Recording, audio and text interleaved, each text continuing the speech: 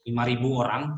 Jadi sahabat-sahabat peserta sekalian, kita hari ini tidak sendiri, tidak hanya di Kota Depok, tetapi yang mengikuti SKPP ini di Jawa Barat 4.000-an orang peserta, ya, luar biasa sekali.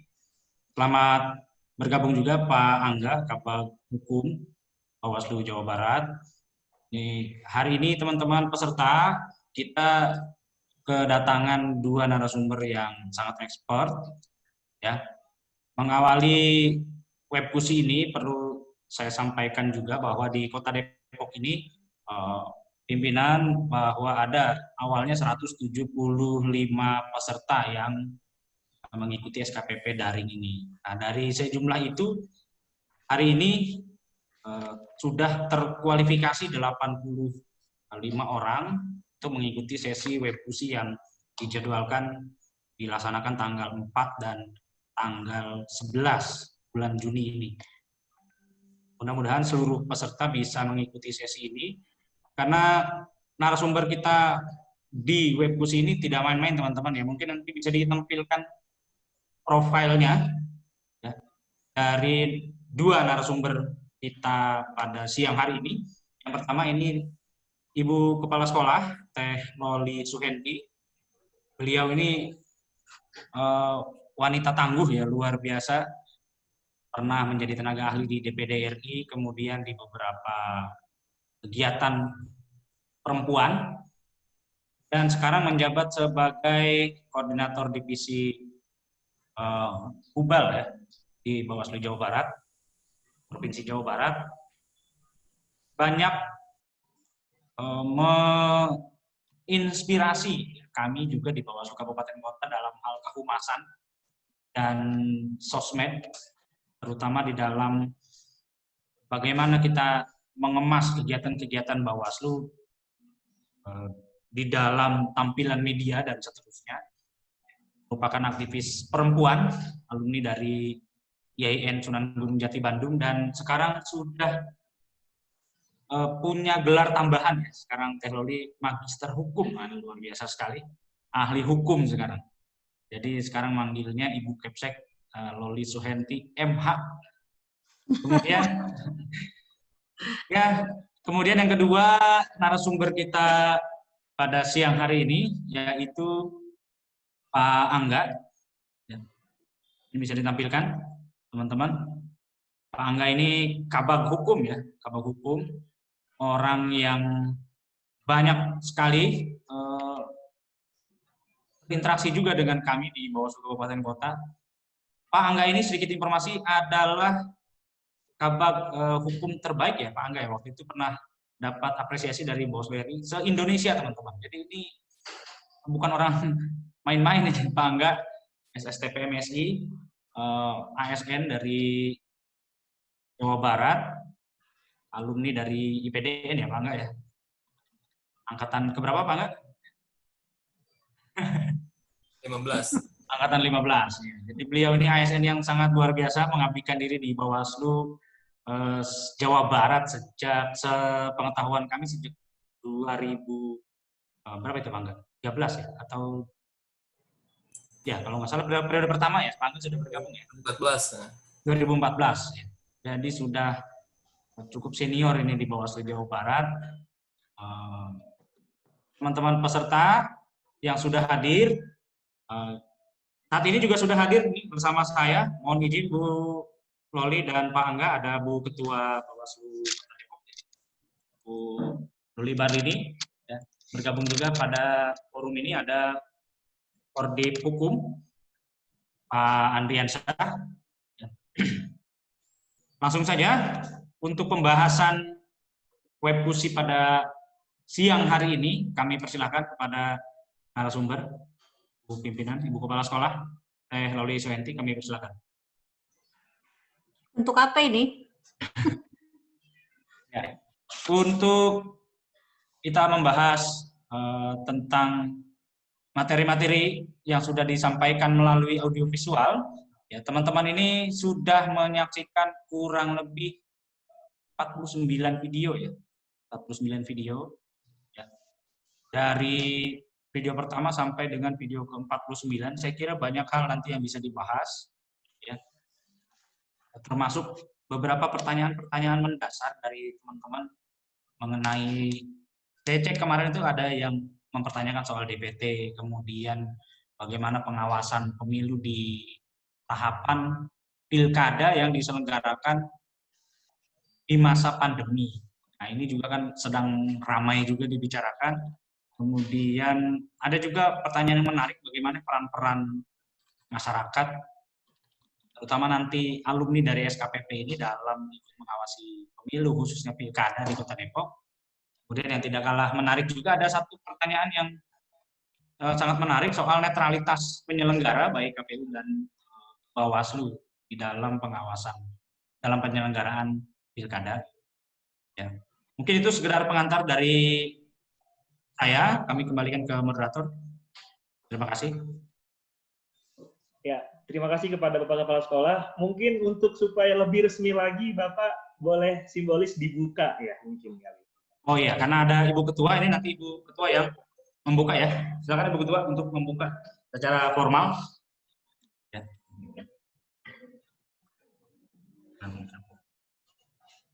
Assalamualaikum. Dengan mengucapkan Bismillahirrahmanirrahim, web diskusi review materi pembelajaran SKPP dari Bawaslu Provinsi Jawa Barat dengan ini kami buka. Untuk peserta. Oke, baik. Terima kasih Ibu Luli Barlini, ini namanya hampir sama dengan narasumber kita selaku Ketua Bawaslu Kota Depok ya.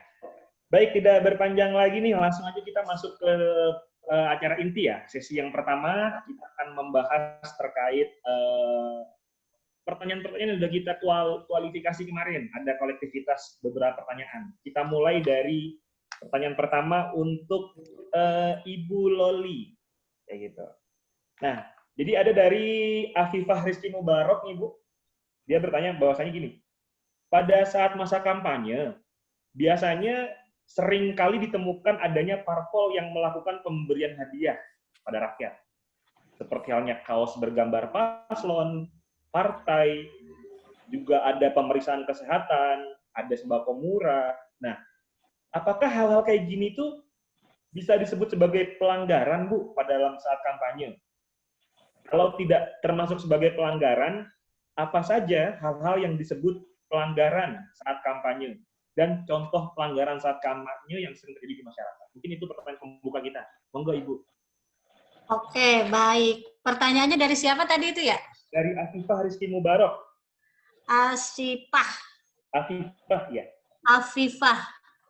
Oke. Dari Afifah. Yang jadi pertanyaan adalah berkenaan sesungguhnya kalau bagi kaos itu termasuk pelanggaran atau enggak gitu ya? Pelanggaran kampanye atau enggak. Nah, sahabatku sekalian, ini pertanyaan yang penting dan menarik. Kenapa? Karena biasanya di masa kampanye lah kemudian orang lain itu memberikan atensi yang luar biasa. Atensi yang luar biasa ini dalam bentuk apa? Dalam bentuk macam-macam. Misalnya mulai dari semua orang kemudian mencermati, melihat yang namanya momentum politik itu ramainya, kemeriahannya ya di masa kampanye. Nah, kalau tadi pertanyaannya apakah kalau bagi-bagi kaos itu masuk sebagai sesuatu yang dilarang? Yang perlu kita ketahui bersama bahwa kampanye ini kan pada prinsipnya adalah area ajang mendekatkan calon terhadap pemilihnya. Sehingga kampanye ini bertujuan orang tahu akan kandidat yang layak dia pilih atau kandidat yang tidak layak dia pilih. Nah, dalam konteks ini, maka kemudian ada yang namanya peraturan KPU. Peraturan KPU soal kampanye itu diatur sedetail mungkin. Pertama dengan prinsip kesetaraan. Prinsip kesetaraan ini yang membuat lalu muncullah aturan-aturan kampanye, salah satunya bahwa bahan kampanye itu nominalnya maksimal hanya 60.000. Ini kalau kita berkaca pada pemilu 2019. Karena maksimal harga bahan kampanye itu 60.000, salah satu bahan kampanye yang disebutkan dalam PKPU adalah kaos, gitu ya. Jadi ada juga kaos, ada kerudung, ada alat makan, minum, misalnya gelas gitu. Nah, itu diperbolehkan karena masuk dalam bahan kampanye, tetapi dengan catatan tidak boleh lebih dari 60.000 kalau diuangkan. Kalau ternyata lebih dari 60.000, maka inilah yang kemudian menjadi sesuatu yang patut menjadi pelanggaran, ya. Tapi nanti kita akan melalui proses penindakannya kalau lalu kita menganggapnya ini pelanggaran. Tetapi kalau satu saja nilainya lebih dari 60.000, maka berarti dia sudah melanggar ketentuan PKPU. Nah, rujukannya kan PKPU karena memang turunan dari Undang-Undang Pemilu nomor 7 tahun 2017. Itu satu. Tetapi pada prinsipnya kita sama-sama harus memahami kampanye itu gimana cara orang publik mengenal kandidatnya, bagaimana cara kandidat memperkenalkan dirinya kepada publik. Tetapi sekali lagi ada aturannya, ada koridornya yang diatur dalam PKPU. Nah, kalau seperti itu, lalu sebetulnya apa aja sih pelanggaran? Kalau misalnya tadi kaos tuh nggak disebut pelanggaran. Kaos karena bahan kampanye boleh, tetapi ketika dia melebihi 60.000, maka berarti melanggar ketentuan. Nah, gimana caranya? Kita kan nggak pernah tahu nih harga 60.000 atau enggak. Inilah yang kemudian kalau ada dugaan pelanggaran karena nominalnya melebihi 60.000, maka nanti akan kalau ada laporan yang masuk atau menjadi temuannya Bawaslu, maka ini akan diproses. Prosesnya sangat rigid, sangat prosedural karena yang namanya soal hukum memang kita harus berhati-hati karena menyangkut hak politik orang lain juga. Nah, prosesnya nanti akan panjang lagi. Misalnya ketika ada laporan ini, maka Bawaslu tidak serta-merta memproses. Ada proses di kami itu harus memastikan secara formil dan material memenuhi unsur atau tidak. Kalau tidak terpenuhi unsur bagaimana? Maka dengan terpaksa kasus ini tidak bisa ditindaklanjuti. Itu yang pertama yang ingin saya sampaikan. Yang keduanya, Teh Afifah, bahwa seringkali di masyarakat kita itu kalau lihat tren pelanggaran, misalnya untuk tren pelanggaran pilkada, ini karena Depok pilkada ya di 2020. Tren pelanggaran pilkada waktu 2015 lalu, itu yang tertinggi kedua adalah money politik. Yang pertama soal netralitas ASN, lalu yang ketiga soal kampanye di luar jadwal. Nah, jadi ada tren yang bisa kita lihat sama-sama. Apakah tren pelanggaran itu akan terjadi di Pilkada 2020? Bahwa kita nggak pernah bisa lupa, yang namanya sejarah masa lalu itu harus menjadi cermin supaya tidak terjadi lagi di 2020. Nah, dalam konteks ini sebetulnya kita bisa lihat, oh berarti potensi pelanggaran dalam pemilu maupun pilkada itu ternyata misalnya soal politik uang, soal netralitas ASN, soal apa tadi? Kampanye di luar jadwal. Ini yang memang menjadi tren tertinggi dari pelanggaran selama masa Pilkada 2020. Ini pun kalau kita longgar, kalau kita tidak antisipasi, maka akan berpotensi terjadi di 2020. Misalnya sekarang, saat situasi COVID sekarang, maka bantuan sosial itu seringkali sudah mulai kemana-mana dan orang curi star. Misalnya ya, ada bantuan sembako atau bantuan masker atau bantuan hand sanitizer yang kemudian ditempeli oleh orang yang diduga akan nyalon nanti di Pilkada 2020. Nah, proses-proses ini sangat mungkin terjadi sehingga kita perlu antisipasi. Jadi kalau tadi pertanyaannya apa aja dong kalau gitu pelanggaran yang mungkin terjadi di masa kampanye, banyak di masa kampanye politik uang pasti akan berseliweran, apalagi dalam situasi COVID yang semua orang menjadi sulit, gitu ya.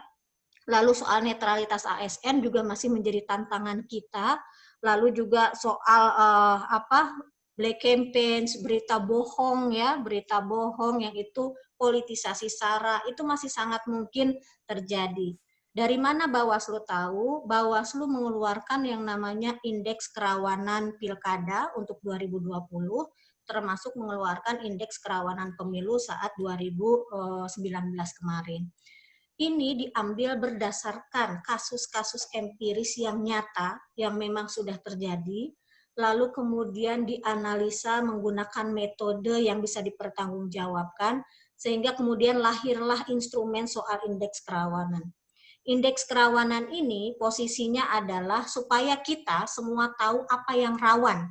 Rawan ini kan bisa terjadi, bisa juga tidak terjadi. Tetapi ada potensinya. Kalau kita sudah tahu kerawanan, maka kita akan punya strategi lebih baik untuk mencegah sedini mungkin.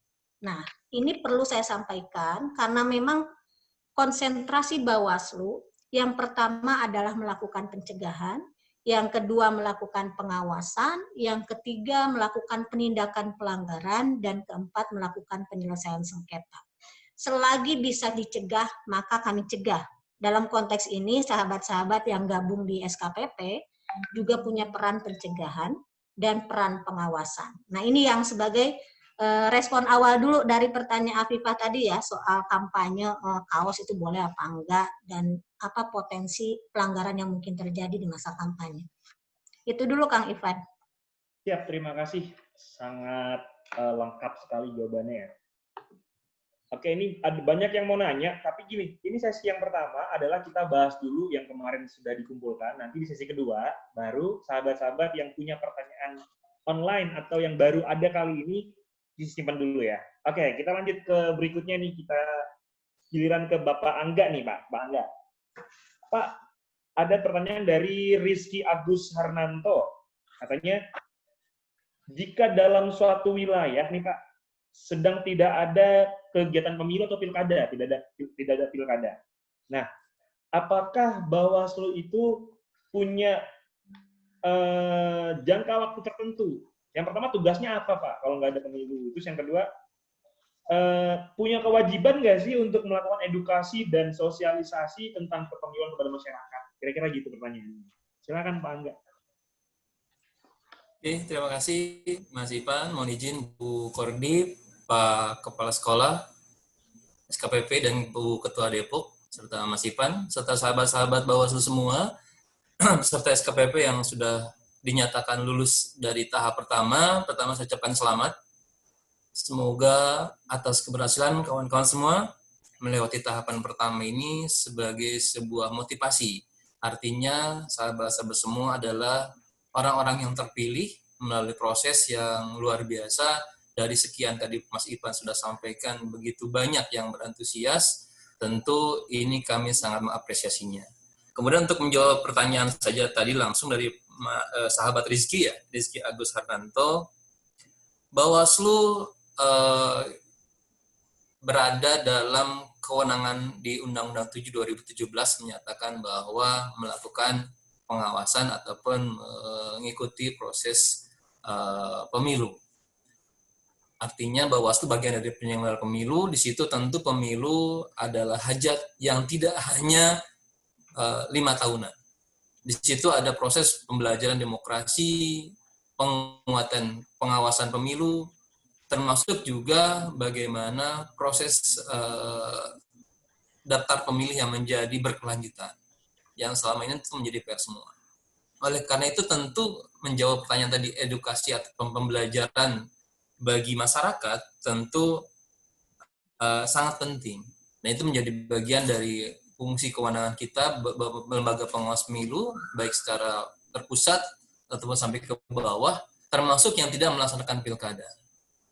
Makanya dengan adanya program sekolah kader pengawasan partisipatif sebagai awal kita menghimpun ataupun mengajak sahabat-sahabat semua bergabung, tentu tidak hanya sebatas memberikan informasi saja ataupun pengetahuan-pengetahuan saja. Kita berharap berkelanjutan, sama-sama mengawal bagaimana daftar pemilih yang berkelanjutan, bagaimana proses nanti mungkin ada revisi undang-undang pemilu, tentu di sana juga kita punya peran.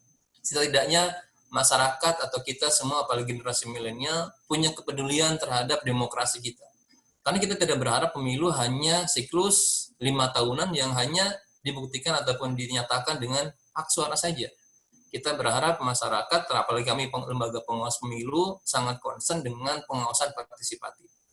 Di situ kita sangat berharap sahabat-sahabat semua menjadi bagian dari kami yang memberikan seluas-luasnya pengetahuan informasi tentang pentingnya pemilu ini, pentingnya pemilu yang berintegritas, pentingnya demokrasi yang berkualitas. Oleh karena itu, tentu banyak tahapan yang bisa kita sama-sama share dari fungsi-fungsi partisipatif tadi itu. Apakah dengan bagaimana kita mengawal daftar pemilih yang berkelanjutan yang tadi saya sampaikan. Jangan-jangan kita peduli sebagai daftar pemilih hanya pada saat akan mencoblos gitu. Oleh karena itu kita berharap dari mulai sekarang kawan-kawan juga peduli bahwa kawan-kawan milenial, mari kita cek apakah kita sudah umur 17 tahun, apakah sudah menikah, apakah kita sudah diakui hak pilih kita. Itu penting sekali dari titik awal bagaimana pemilu itu tidak hanya pada saat tahapan nanti ditentukan dalam tahapan-tahapan diatur di PKPU. Itu salah satunya yang tentunya karena itu menjawab pertanyaan tadi, bagi yang tidak ada pemilu pun kita dari Bawaslu Jawa Barat, Bawaslu Indonesia, kepada Bawaslu Kabupaten Kota yang tidak melaksanakan pilkada, termasuk Pilgub Jabar juga 3 tahun atau 4 tahun yang akan datang, kita concern terhadap edukasi pengawasan partisipatif. Setidak-tidaknya bahwa pentingnya demokrasi ini perlu kerjasama kita semua. Karena seyogianya pemilu ataupun pilkada adalah milik rakyat. Bukan milik kami penyelenggara pemilu, tapi sepenuhnya adalah kawan-kawan semua, sahabat-sahabat peserta SPP. Itu mungkin Mas Ipan sebagai stimulus saja, mungkin nanti bisa mohon izin Bu Kordib ataupun Bapak Ibu pimpinan dari Bawaslu Depok bisa menambahkan. Terima kasih Mas Ipan. Ya, terima kasih Bapak Angga. Lagi-lagi semakin seru namanya diskusi kita ya. Semoga yang lain sahabat-sahabat memperhatikan dan secara baik menyimak.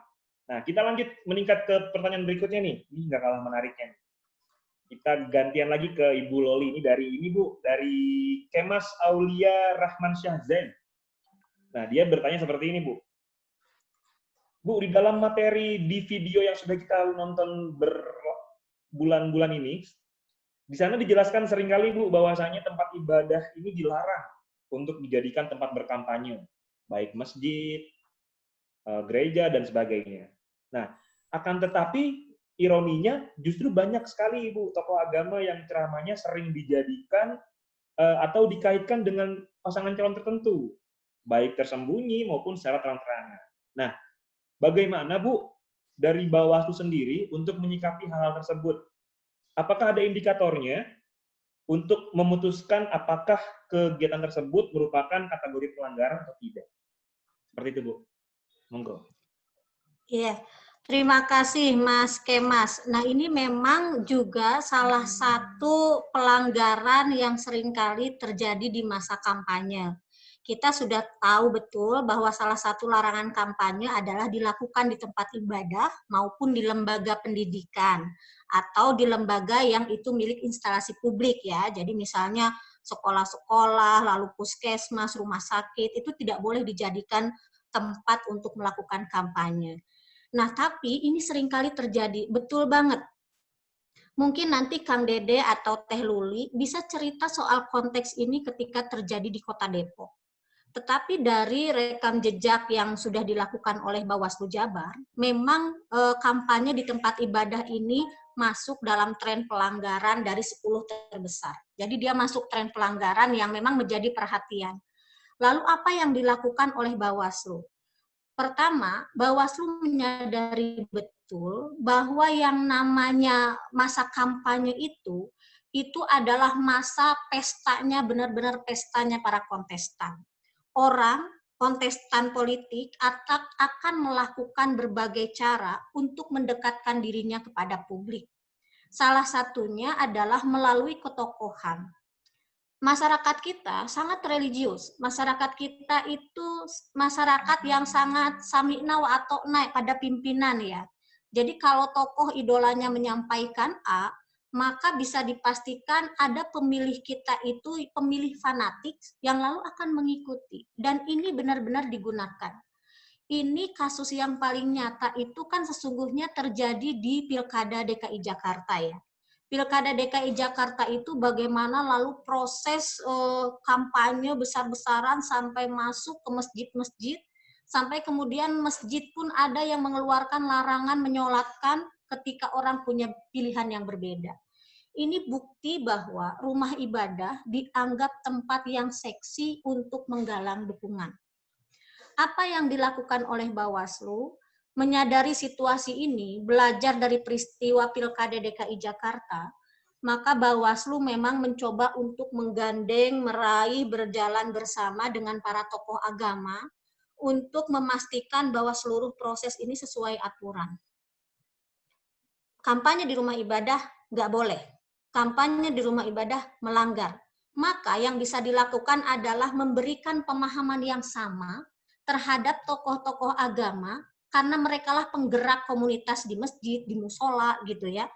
Sehingga membangun pemahaman yang sama ini harus dilakukan. Itu dilakukan Bawaslu. Memang dulu kalau sahabat-sahabat ingat, peristiwa mau Pilkada 2018 sempat ramai Bawaslu itu dituduh mengintervensi karena Bawaslu bikin buku tentang khutbah pemilu. Itu sempat ramai di 2018, Bawaslu sampai dipanggil MUI gitu ya. Tetapi lalu Bawaslu menjelaskan. Nah, ketika proses menjelaskan ini bisa diterima, yang terjadi berikutnya adalah para tokoh agama inilah yang kemudian menyerukan supaya stop kampanye di rumah ibadah. Ini yang bisa dilakukan oleh Bawaslu pertama. Yang kedua, salah satu konsentrasinya nyambung dengan jawaban Pak Angga tadi sesungguhnya, salah satu tugas Bawaslu sesuai pasal 94 Undang-Undang 7 2017 itu meningkatkan partisipasi masyarakat dalam melakukan pengawasan. Karena ini mandat undang-undang, maka Bawaslu berkonsentrasi penuh untuk memastikan proses ini jalan. Salah satunya melalui SKPP yang sekarang sahabat-sahabat ikuti. Apa tujuannya? Tujuannya semakin banyak orang yang punya kesadaran melakukan pengawasan melalui lingkungan terdekatnya, maka semakin sempitlah ruang bagi kontestan yang ingin nakal. Akan sedikitlah ruang bagi orang untuk bisa melakukan pelanggaran. Karena matanya pengawasan banyak. Kalau tugas pengawasan itu hanya dianggap menjadi tugas Bawaslu, maka bisa dipastikan banyak sekali kasus yang tidak bisa dicegah, sehingga pelanggaran akan tinggi.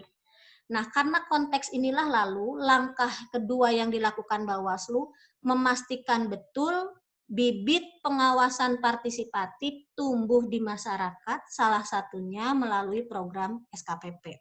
Jadi ini memang sinergi, tokoh agamanya dirangkul, masyarakatnya diajak untuk mengawasi, dan yang ketiga, memastikan proses seperti ini kemudian dapat ditindaklanjuti.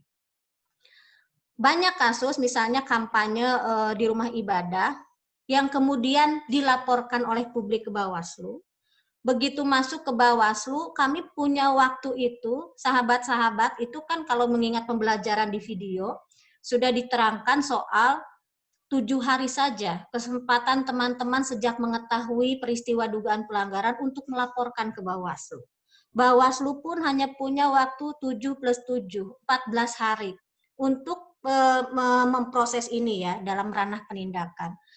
Nah, waktu kita punya itu sempit. Hanya 7 hari sahabat-sahabat bisa melaporkan ke Bawaslu. Begitu melaporkan ke Bawaslu, kami cek juga apakah memenuhi syarat formil dan material. Syarat formilnya misalnya yang melaporkannya ada, yang dilaporkannya ada gitu ya. Peristiwanya itu memang ada. Nah, seringkali orang lalu enggan melaporkan. Sehingga dinyatakan peristiwanya ada kampanye Pak Haji di Masjid A. Begitu Bawaslu misalnya menindaklanjuti turun ke sana, yang mau memberikan keterangan juga nggak ada. Yang dituduh atau diduga misalnya juga nggak jelas. Nah, ini seringkali kemudian sulit dalam proses penindakan pelanggaran. Tetapi sesungguhnya saya ingin bilang, sahabat-sahabat sekalian, upaya Bawaslu itu pencegahannya dengan tokoh agama dilakukan, pencegahan dengan membangun bibit pengawasan di masyarakat juga terus dilakukan. Yang ketiga, memastikan proses penindakan pelanggaran dijalankan dengan sebaik-baiknya sesuai aturan, karena kalau tidak sesuai aturan Bawaslu-nya juga bakal kena sanksi. Memastikan seluruh laporan ini terinformasikan ke publik. Jadi, kalau sahabat-sahabat melaporkan dugaan pelanggaran, sahabat-sahabat bisa mengawal, memastikan proses ini jalan atau tidak. Kalau tidak, sahabat-sahabat berhak untuk mendapatkan informasi kenapa dia berhenti, kenapa kasus ini berhenti. Kalau kemudian lanjut, sahabat-sahabat juga mendapat informasi kasus ini dilanjutkan. Misalnya gitu ya. Jadi memang 3 kewenangannya Bawaslu, pencegahan, pengawasan, penindakan pelanggaran, itu dijalankan. Itu yang selama ini coba untuk konsisten ya Bawaslu ya. Nah nanti bisa Kang Dede sama Luli untuk cerita kasus yang kampanye di rumah ibadah yang kemudian ditindaklanjuti oleh Depok itu seperti apa, kendalanya bagaimana, kenapa dia nggak bisa naik, kenapa dia bisa naik gitu ya. Karena sesungguhnya diskusi begini akan lebih keren, lebih masuk ketika kasus-kasus itu kita bahas. Itu dulu jawabannya Kang Ivan. Siap, Ibu Loli dari suatu narasumber. Oke, buat supaya menambah semangat, boleh tepuk tangan dulu dong untuk kita semua.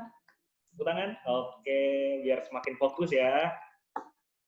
Oke, kita lanjutkan. Masih tersisa waktu di sesi pertama. Kita bergilir lagi ke narasumber berikutnya, Bapak Angga ya Pak. Ini ada pertanyaan Pak dari Muhammad Irfan Nuryadin.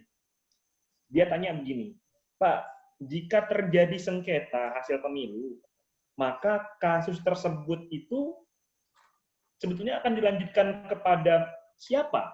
Apakah kepada Bawaslu kah? Atau kepada Mahkamah Konstitusi kah? Atau kepada PT-UN? Nah, setelah ada penentuan tadi, kemudian hasil akhir dari keputusan tersebut akan diputuskan oleh siapa dan berapa lama, berapa hari untuk menentukan hasil keputusan dari sengketa pemilu tersebut. Mungkin itu Pak Angga, monggo. Oke, terima kasih Mas Ivan, mohon izin Bu Perdip. Kita berbicara tentang sengketa pemilu ya. Kita harus bedakan dulu ada sengketa hasil atas perolehan suara dan ada sengketa proses. Apa itu bedanya? Kalau sengketa hasil tentu kita mengetahui bahwa ketika partai politik ataupun ketika peserta pemilu dalam hasil perolehan suaranya terjadi tidak sesuaian menurut pelapor atau menurut partai politik. Oleh karena itu, tentu kewenangannya ada di Mahkamah Konstitusi. Artinya, proses pengajuan permohonan sengketa hasil pun itu 3 hari sejak KPU mengumumkan pemenang dari hasil perolehan suara di tingkat berjenjang, terutama tingkat nasional tentunya, 3 hari. 3 kali 24 jam, sejak diumumkan, maka peserta pemilu boleh menyampaikannya kepada Mahkamah Konstitusi. Itu proses mekanismenya. Artinya, dalam proses hasil, tentu mutlak kewenangannya final di Mahkamah Konstitusi berdasarkan kewenangan diatur Undang-Undang Dasar 1945 tentang Mahkamah Konstitusi di pasal 24. Begitupun diatur di Undang-Undang Nomor 4 2014 dengan perubahannya juga, di mana kewenangan MK salah satunya adalah bersifat final untuk menguji dan memutus sengketa kewenangan perselisihan tentang hasil pemilihan umum. Itu yang disampaikan. Kemudian hasil akhirnya ataupun prosesnya, tentu prosesnya adalah 14 hari sejak diterimanya permohonan. Jadi hari kerja sejak disampaikan permohonan 3 hari, kita mulai dari awal dulu. Ditetapkan perolehan suara KPU dan 3 hari diuji atau batas waktunya 3 hari ketika ada peserta pemilu yang tidak puas atas hasil perolehan suaranya, maka setelah diregister, nanti ada 3 hari itu ada proses perbaikan biasanya. 3 hari, kemudian ada setelah diregister oleh Mahkamah Konstitusi, maka 14 hari berproses di Mahkamah Konstitusi. Hari kerja tentunya untuk menguji bagaimana keterangan dari pelapor, terutama partai politik yang punya kewenangan melaporkan, kemudian juga para pihak juga yang memang terkait, termasuk Bawaslu, KPU, dan juga pasangan lainnya mungkin yang bisa dirugikan oleh hasil perolehan ataupun putusan seandainya nanti diputuskan. 14 hari, itulah batasan waktu. Nah, 14 hari itu tentu disampaikan hasilnya bersifat final dan akan disampaikan kepada KPU untuk ditetapkan. Sehingga batasan waktu dari KPU tentu ini menjadi kewenangan KPU. Kalau di Undang-Undang 7 memang belum diatur secara eksplisit. Tapi itu bisa menjadi biasanya paling lama antara 3 hari atau 5 hari. Karena bersifat final putusan dari Mahkamah Konstitusi ini. Jadi tidak ada upaya hukum lainnya bagi peserta pemilu yang mengajukan permohonan sengketa hasil ke Mahkamah Konstitusi. Suka tidak suka, maka putusan MK itu yang harus diikuti oleh putusan KPU tentunya untuk ditetapkan sebagai pemenang hasil dari pemilu itu, baik pilpres ataupun pemilu legislatif. Itu satu dari segi sengketa hasil. Nah, mungkin sedikit izin menambahkan terkait dengan sengketa proses yang menjadi kewenangan dari Badan Pengawas Pemilu, terutama Bawaslu Provinsi dan Bawaslu Kabupaten Kota. Ini juga perlu kami sampaikan bahwa sengketa pun ada istilah sengketa proses, artinya sengketa yang terjadi pada saat tahapan-tahapan pemilu sebelum tahapan hasil tadi. Di situ biasanya beberapa tahapan yang berpotensi ada sengketa proses itu adalah pada saat pencalonan, pada saat kampanye, kemudian pada saat juga proses-proses yang memang menjadi bagian dari perselisihan antara KPU dan peserta pemilu. Biasanya terkait dengan administrasi putusan KPU. Kalau yang kemarin trennya pada saat laporan dana kampanye. Di situ juga biasanya ada sengketa pemilu, termasuk pencalonan dan sebagainya. Karena di situ berdampak ketika peserta pemilu merasa dirugikan atas putusan KPU. Contoh misalkan ketika pencalonan nih, peserta pemilu ataupun mungkin di Depok akan pilkada, ada yang merasa oleh KPU tidak ditetapkan, ataupun mungkin pada saat proses sekarang nih, verifikasi faktual nanti, diputuskan pada saat pencalonan ditetapkan, maka di situ ada kewenangan juga boleh mengajukan sengketa proses kepada Bawaslu. Begitupun pada saat laporan dana kampanye, karena konsekuensi dana kampanye juga berpotensi dibatalkan sebagai peserta pilkada kalau nanti di Depok ya. Nah, oleh karena itu tentu ini menjadi kewenangan kami dalam prosesnya, nanti mungkin bisa dijelaskan secara detail oleh kawan-kawan di Depok. Yang intinya adalah sengketa proses ini menjadi bagian dari sengketa antara KPU dengan peserta pemilu atau peserta pilkada. Ataupun yang satu lagi jenisnya adalah antara peserta dengan peserta, yaitu pada saat tahapan kampanye. Contoh misalkan kalau dulu kampanye terbuka, karena beberapa wilayah itu bergesekan sehingga berpotensi menjadi sengketa, maka Bawaslu mengambil peran di situ untuk menyelesaikan sengketa prosesnya. Itu mungkin contoh-contohnya, Mas Ipan. Menambahkan sedikit saja, mungkin nanti Kang Dede ataupun Bang Andre, Bu Luli bisa menambahkan secara detail seperti apa prosesnya. Itu mungkin Mas Ipan tambah sedikit dari saya. Terima kasih. Oke. Mungkin kalau dari pimpinan Bawaslu Kota, dari Bapak Andre atau dari Bapak Dede mau menambahkan, mungkin karena kemarin kita ada sedikit kasus yang sampai ke MK dan proses di kota ya, boleh? Ya. Nah, di sini juga ada Pak Andre ya, Pak Angga di sini. Pak Andre masih stay? Ya, siap. Stay. Oke. Ya, nanti Pak Andre juga bisa menambahkan mengenai proses sengketa yang kita tangani ya. Berkaitan dengan beberapa pelanggaran di masa kampanye yang terjadi di Kota Depok. Memang parah ya, terutama pada pemasangan alat peraga, baliho, spanduk, apa yang disebut oleh peserta pemilu sebagai baliho mini. Jadi memang ada saja upaya-upaya untuk mengakali peraturan dari para peserta pemilu, para caleg dan para kontestan lainnya, dalam hal ini pilkada, yaitu bakal pasangan calon ya, karena hari ini belum ada pasangan calonnya. Mereka membuat apa yang disebut baliho mini, disebut baliho kurang besar, disebut spanduk tidak panjang, disebut poster tetapi diprint dengan bahan kotor. Nah ini jadi ada yang tidak termasuk kategori alat peraga kampanye, dan ini jumlahnya ratusan, banyak sekali. Kita harus menertibkan ribuan bentuk-bentuk yang demikian itu. Nah itu salah satu bentuknya. Kemudian juga kita pernah menangani sengketa tadi yang disampaikan oleh Pak Angga itu di masa kampanye pemilu 2019 di sebuah kelurahan ada 2 orang caleg di tingkat RI ya, yang mau kampanye di tempat yang sama. Nah, ini sebuah sengketa begitu kan, dua-duanya mau hadir di tempat yang sama, tetapi ditangani langsung dengan berita acara sengketa cepat itu ya, dengan mendasarkan pada surat pemberitahuan. Kan mekanismenya di dalam pemilu 2019 itu adalah ada pemberitahuan kepada pihak kepolisian bahwa akan diselenggarakan kampanye pada tanggal sekian, jam sekian di lokasi tertentu. Nah itu yang kita lakukan kemarin di pemilu 2019. Kemudian kalau dalam konteks pilkada nanti Pak Andre bisa cerita, karena di Kota Depok ini ada kasus yang cukup menarik Pak Angga ya, ada sengketa yang terjadi pada saat itu, tetapi payung hukumnya masih belum lengkap ya ketika itu Pak Angga. Ini mungkin cukup menarik ceritanya, Pak Andre bisa ceritakan nanti. Kemudian juga ada yang agak khas di Depok, karena Depok ini kota yang cukup religius, maka politisasi saranya sangat kental. Nah, ketika itu Pak Andre juga 2015 adalah sebagai Koordinator Penanganan Pelanggaran, bisa diceritakan lebih lanjut, cukup kencang juga konfliknya ya, karena melibatkan golongan-golongan agama tertentu.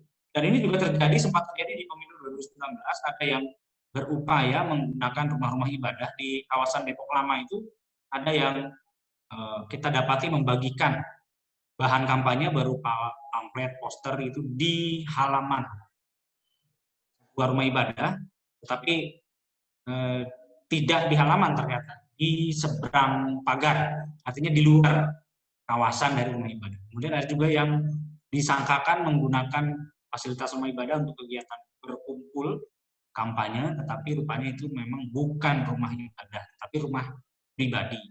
Nah, itu beberapa kasus yang cukup menarik di Kota Depok. Silakan Pak Andri untuk diulas lebih jauh, terutama tadi masalah politisasi SARA ya, yang cukup kencang waktu itu di 2015.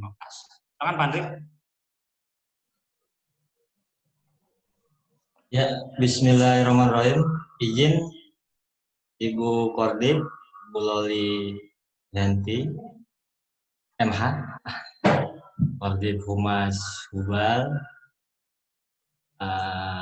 Kebetulan juga ada Pak Kabak, Pak Angga, terima kasih sudah memberikan banyak hal berkaitan dengan seluruh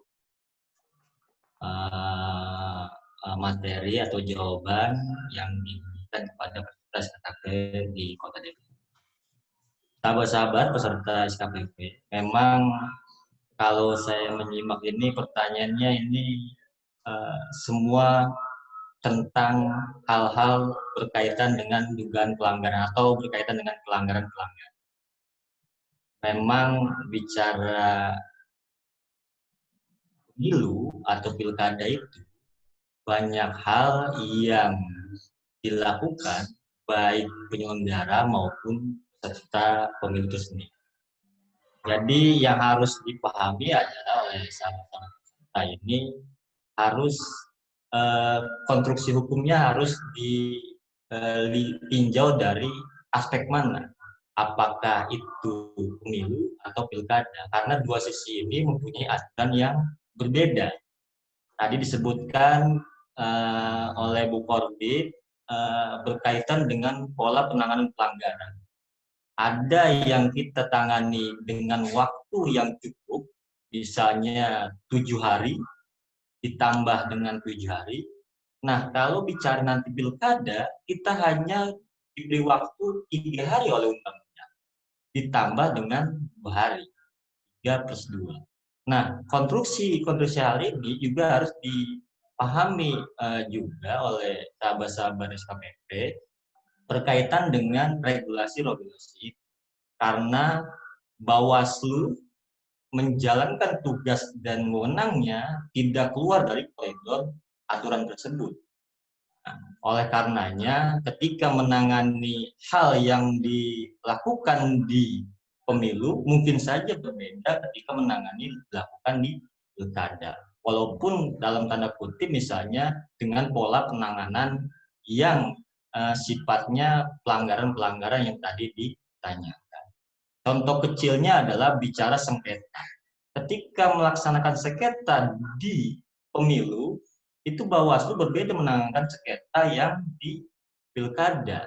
Ada yang namanya pola penanganan adjudikasi, ada yang pola penanganannya bersifat musyawarah. Nah, hal-hal ini yang dilakukan oleh Bawaslu dalam menerapkan pola penanganan pelanggaran itu. Jadi, wewenangnya sejauh mana, nah itu tidak keluar dari koridor hukum itu sendiri. Oleh karenanya, apapun berkaitan dengan penanganan pelanggaran, wajib hukumnya dilaksanakan atau diselesaikan oleh Bawaslu itu sendiri. Jangan sampai ketika ada laporan, Bawaslu acuh atau mengabaikan pelanggaran itu atau laporan itu. Karena ini berkaitan dengan etika para penyelenggara. Nah, oleh karenanya hal-hal yang berkaitan dengan penanganan pelanggaran pastinya mempunyai tanda kutip tadi aturan-aturan yang Bawaslu lakukan atau Bawaslu patuhi dalam menyelesaikan penanganan itu sendiri. Misalnya masalah kampanye di tempat ibadah atau misalnya masalah larangan-larangan yang berkaitan dengan kampanye itu sendiri. Karena kampanye, misalnya contoh tahapan kampanye ini kan tidak berdiri sendiri. Jadi ada peserta kampanye, gitu kan, ada panitianya, ada segala macamnya. Nah, antara di pemilu dan di pilkada ini memang agak berbeda. Misalnya dalam hal surat pemberitahuan kampanye atau tim kampanyenya. Nah, hal-hal itu yang dilakukan secara jeli, bagaimana Bawaslu menjalankan penanganan pelanggaran itu dilakukan sesuai dengan koridor aturan yang telah ada atau telah diberikan oleh undang-undang atau kewenangan itu diberikan oleh undang-undang. Mungkin itu aja Mas Ipan yang dapat kami sampaikan, karena nanti juga kita akan berdiskusi secara offline atau di grup, karena penjelasan ini nanti kita akan misalnya datang ke kantor, bagaimana sih Bawaslu ini menangani pelanggaran, itu kita juga punya dokumen konkretnya bagaimana Bawaslu dalam hal penanganan pelanggaran, mengkaji, menganalisa. Nah, misalnya contoh penanganan pidana pemilu, ini Bawaslu juga tidak berdiri sendiri. Jadi ketika menangani pidana pemilu, Bawaslu ada yang namanya tim sentra penegakan hukum terpadu. Yang ada di situ Bawaslu, ada kepolisian dan kejaksaan. Disitulah bagaimana penanganan pelanggaran pidana pemilu itu menjadi atau dilakukan penanganannya oleh tim sentra penegakan hukum. Jadi itu yang mungkin penambahan-penambahan nanti juga akan kita tambahkan lagi dalam hal-hal berkaitan dengan penanganan pelanggaran ini. Seperti itu Mas Ipan. Izin pimpinan. Kepada seluruh pimpinan yang sudah menambahkan. Ini tuh sangat panjang lebar, mungkin ya banyaklah nanti yang akan kita bahas. Nanti mungkin saya mohon kepada para pimpinan juga bisa di akhir ya kalau masih ada waktu menambahkan terkait contoh kasusnya mungkin yang sudah dilaksanakan Bawaslu dan sampai dibawa ke tingkat pengadilan. Oke, mungkin pertanyaan pamungkas nih di sesi pertama kita. Berarti kita kembali ke Ibu Loli Suhenti ya. Nah, ini juga kasusnya agak menarik nih. Ini saya rangkum dari beberapa pertanyaan, ada yang mirip dari Vina Fitrotunisa dan juga Nur Afifah Amalia. Nah, ini up to date banget. Jadi, kita sama-sama mengetahui bahwasanya Pilkada Depok, Pilkada di Indonesia serentak ini dilaksanakan awalnya kan tanggal 23 September 2020 ya. Nah, tapi adanya pandemik ini akhirnya mengubah tatanan, bahkan tatanan hukumnya juga. Nah, Bu, yang mau ditanyakan itu ada isu, Bu, terkait pelaksanaan pilkada melalui daring atau yang sudah sering kita dengar konsepnya konsep e-voting. Nah, itu menurut Ibu selaku narasumber itu bagaimana responnya? Yang pertama, apakah pelaksanaannya dapat tepat waktu? Nah, jika memang memungkinkan, bagaimana sih pelaksanaannya kalau memang bisa, menurut Ibu bisa dilaksanakan e-voting tersebut? Kira-kira gitu. Monggo, Ibu. Iya. Terima kasih, Kang Ivan. Terima kasih juga untuk yang nanya nih. Yang nanya ini menunjukkan dari generasi mana ya. Nah, saya ingin memulai dengan begini.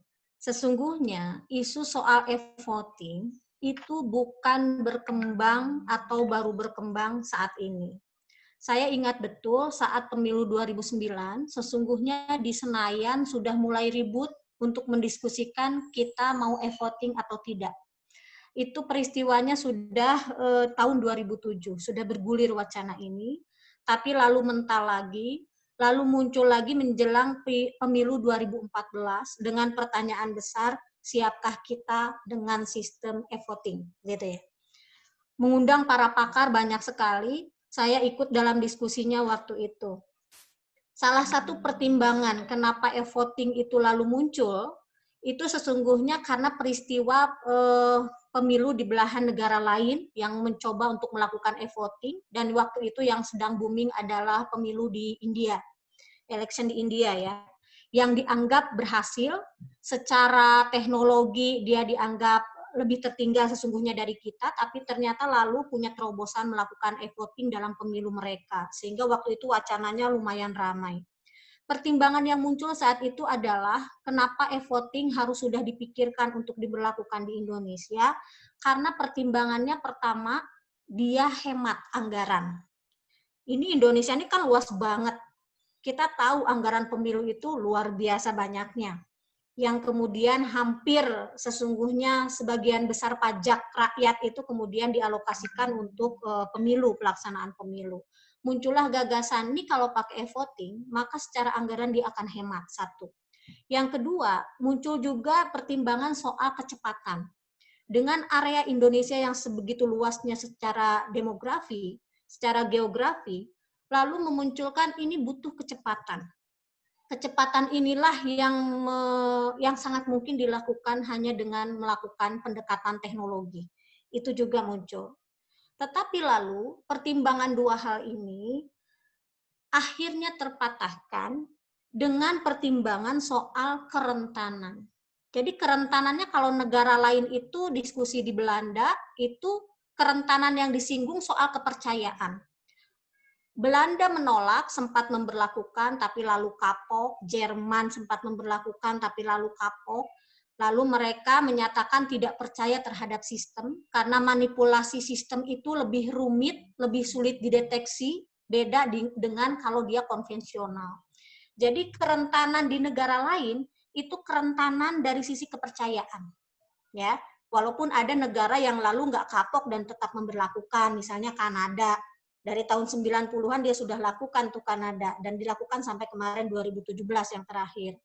Lalu ada juga Filipina. Filipina kalau di Asia dianggap yang paling oke pelaksanaan e-votingnya. Pertanyaannya lalu kalau Indonesia kira-kira berhasil atau tidak? Di Indonesia, kerentanan itu tidak sekedar soal kepercayaan. Di Indonesia, kerentanan itu juga menyangkut soal jaringan. Nah, data kami di Bawaslu untuk Pilkada 2020 aja ada 3.670 kecamatan se-Indonesia yang akan berpilkada di 2020. Dari 3.670 ini, 1.338-nya masih punya problem soal jaringan. Kebayangkan? Padahal kalau kita mau e-voting, maka pastikan perangkat jaringannya sudah oke. Gimana konteksnya di Jabar? Nih, berarti bisa sahabat-sahabat bayangkan, itu nyaris setengahnya, 40% sekian, kita masih kesulitan soal jaringan. Untuk di Jawa Barat, mungkin kalau kota Depok nggak ada problem soal jaringan ya, walaupun bisa jadi ada juga sih, saya kemarin kaget juga, Kabupaten Bekasi ternyata masih ada yang nggak ada sinyalnya. Tapi lihat Kabupaten Cianjur, lihat Kabupaten Bandung, lihat Kabupaten Tasikmalaya, yang ini punya kerentanan juga soal jaringan. Sehingga kalau lalu pertanyaannya, mungkin nggak kita melakukan e-voting? Saya harus bilang sangat mungkin, tetapi hari ini kita masih punya kerentanan. Pertama tentu saja kerentanan soal kepercayaan, kedua adalah kerentanan soal jaringan internet. Saat ini orang masih berdiskusi soal kayaknya ke depan pemilu itu harus menyedikitkan orang, memaksimalkan mesin. Karena mesin itu nggak bisa bohong. Mesin itu lebih jujur. Ini kan soal e-voting itu yang paling penting adalah koridor transparansinya. Dianggap lebih jujur. Sehingga orang lalu menganggap ini yang paling ideal. Nah, ini juga masih perlu kita uji. Karena sekali lagi berdasarkan pembelajaran terhadap e-voting di belahan negara yang lain, ternyata banyak juga kasus kenapa Belanda kapok, kenapa Jerman menolak, itu karena memang ketika mesin yang curang, mesin yang dimanipulasi, maka proses penindakannya menjadi lebih rumit gitu ya. Berbeda dengan kalau konvensional, kalau orang, kita tahu, oh ternyata ada penyelenggara yang main, maka dia bisa kita DKPP-kan. Cara mendeteksinya itu akan lebih apa ya? Kalau istilahnya teman-teman di Jerman itu akan lebih tepat sasaran. Seringkali mesin, kemudian yang disalahkan hanya operatornya. Tidak mampu menjangkau siapa yang ada di belakang layarnya. Kita ingatlah peristiwa pemilu di Amerika misalnya kemarin, ya kan? Begitu hebohnya soal Hillary dan Trump, tapi kemudian ketika ada problem, ada kasus, kenapa partisipasi menurun, generasi muda tidak memberikan hak suaranya, ternyata salah satunya kalau teman-teman ikutin, sahabat-sahabat ikutin, adalah juga soal trust terhadap sistem. Nah, itu yang menjawab soal e-voting. Di masa pandemi ini, mungkin nggak dilakukan dengan proses e-voting. E-voting itu kan jenisnya banyak ya. Misalnya kalau di Kanada dia sesungguhnya pakai jenis yang tentang optional scan voting. Jadi sama seperti konvensional kita, tapi begitu orang sudah nyoblos dimasukin mesin yang menghitung. Mesin menghitung ini memungkinkan hasilnya lebih cepat. Itu yang digunakan oleh Kanada misalnya.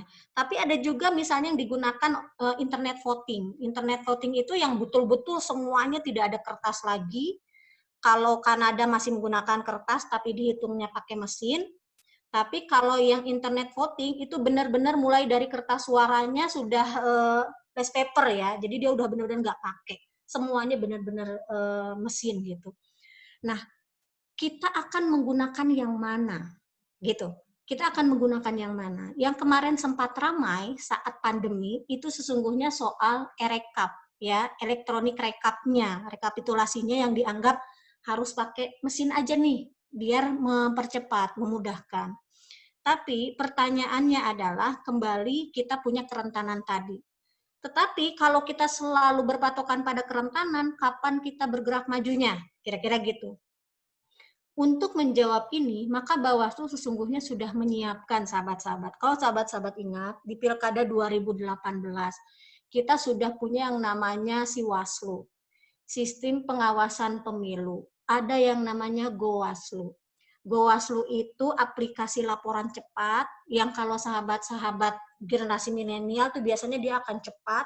Kenapa Bawaslu mengeluarkan Gowaslu? Karena menyadari betul, ini era teknologi, teknologi harus bisa dimanfaatkan dalam kerangka yang positif, memperkuat demokrasi. Lalu Bawaslu bikinlah yang namanya Gowaslu untuk laporan cepat. Siwaslu juga dibuat untuk membuat data yang kita miliki di tingkatan TPS itu tersimpan dengan baik dan bisa dijadikan data pembanding dengan datanya situngnya KPU, misalnya begitu. Nah, ini sudah dilakukan oleh Bawaslu. Kenapa Bawaslu melakukan ini? Karena Bawaslu menyadari betul era digitalisasi sudah tidak bisa dibendung, maka dia harus dimanfaatkan. Termasuk proyeksi ke depan, e-voting, itu harus dilakukan oleh Indonesia. Ini akan bagus, bisa memangkas soal kehematan anggaran, bisa mempercepat proses, tetapi catatannya kerentanan sistem keamanan itu menjadi penting. Kemudian kerentanan soal jaringan juga menjadi PR, tantangan ke depan. Nah, ini yang saya ingin respon dari pertanyaan e-voting. Apakah Pilkada 2020 tanggal 9 Desember kita sudah menggunakan e-rekap? Misalnya ya, yang ramai dibicarakan. Sampai saat ini kita masih menunggu draft PKPU yang disusun oleh Bawaslu. Kemarin baru aja ada rapat yang menghadirkan Komisi 2, lalu Bawaslu, lalu KPU. Salah satunya adalah berkenaan dengan jadwal tahapan Pilkada 2020. Nah, kalau sahabat-sahabat lihat ya, karena sekarang sudah bisa dipastikan pilkadanya tanggal 9 Desember, maka 15 Juni itu proses tahapan sudah jalan. Apakah mungkin lalu KPU bisa menyiapkan dengan baik? Karena yang namanya e-rekap itu berarti kan soal sistem. Soal sistem harus terjamin keamanannya. Soal sistem harus memastikan semua orang bisa menggunakannya. Kalau sahabat-sahabat ingat, kenapa 2019 situngnya KPU digugat, itu salah satu sebabnya adalah karena banyak penyelenggara di tingkatan bawah yang tidak bisa menggunakan aplikasi, sehingga situng bermasalah. Selain jaringan yang drop, silon untuk data pasangan calon oleh partai pun susah. Nah, ini saya hanya ingin menggambarkan bahwa gagasan e-voting bagus, e-rekap bagus, kita pasti akan sampai ke sana, karena memang keuntungan dan kekuatannya banyak buat demokrasi kita, tetapi ada piranti yang harus disiapkan.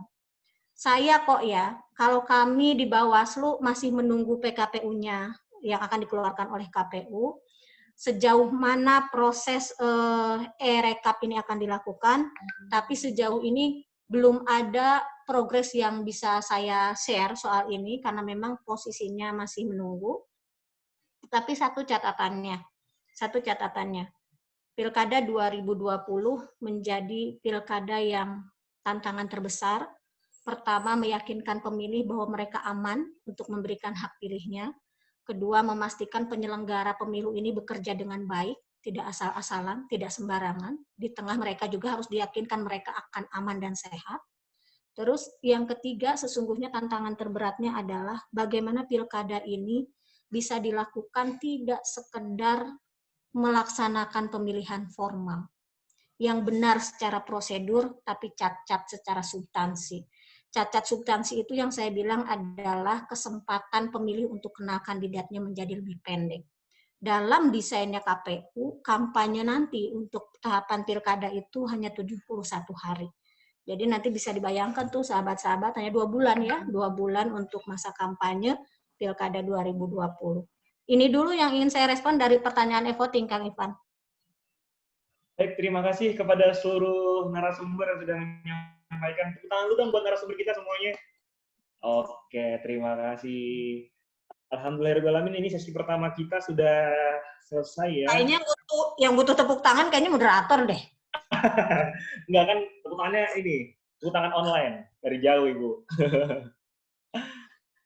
Oke, masih ada beberapa pertanyaan yang belum dijawab, tapi nggak usah khawatir. Nanti sisanya, bagi sahabat-sahabat yang sudah memberikan pertanyaannya, akan kita jawab melalui diskusi di grup. Dan ini jawabannya juga asli ya, dari para narasumber nanti.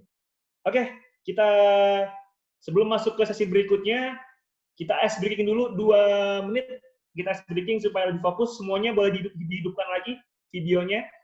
Yang pakai foto aja dihidupkan lagi. Oke. Oke ya, semua ya, siap ya. Boleh di-unmute aja dulu semuanya, 2 menit. Biar kita refresh, ya kan? Karena habis ini kita akan diskusi yang lebih mendalam, lebih aktif.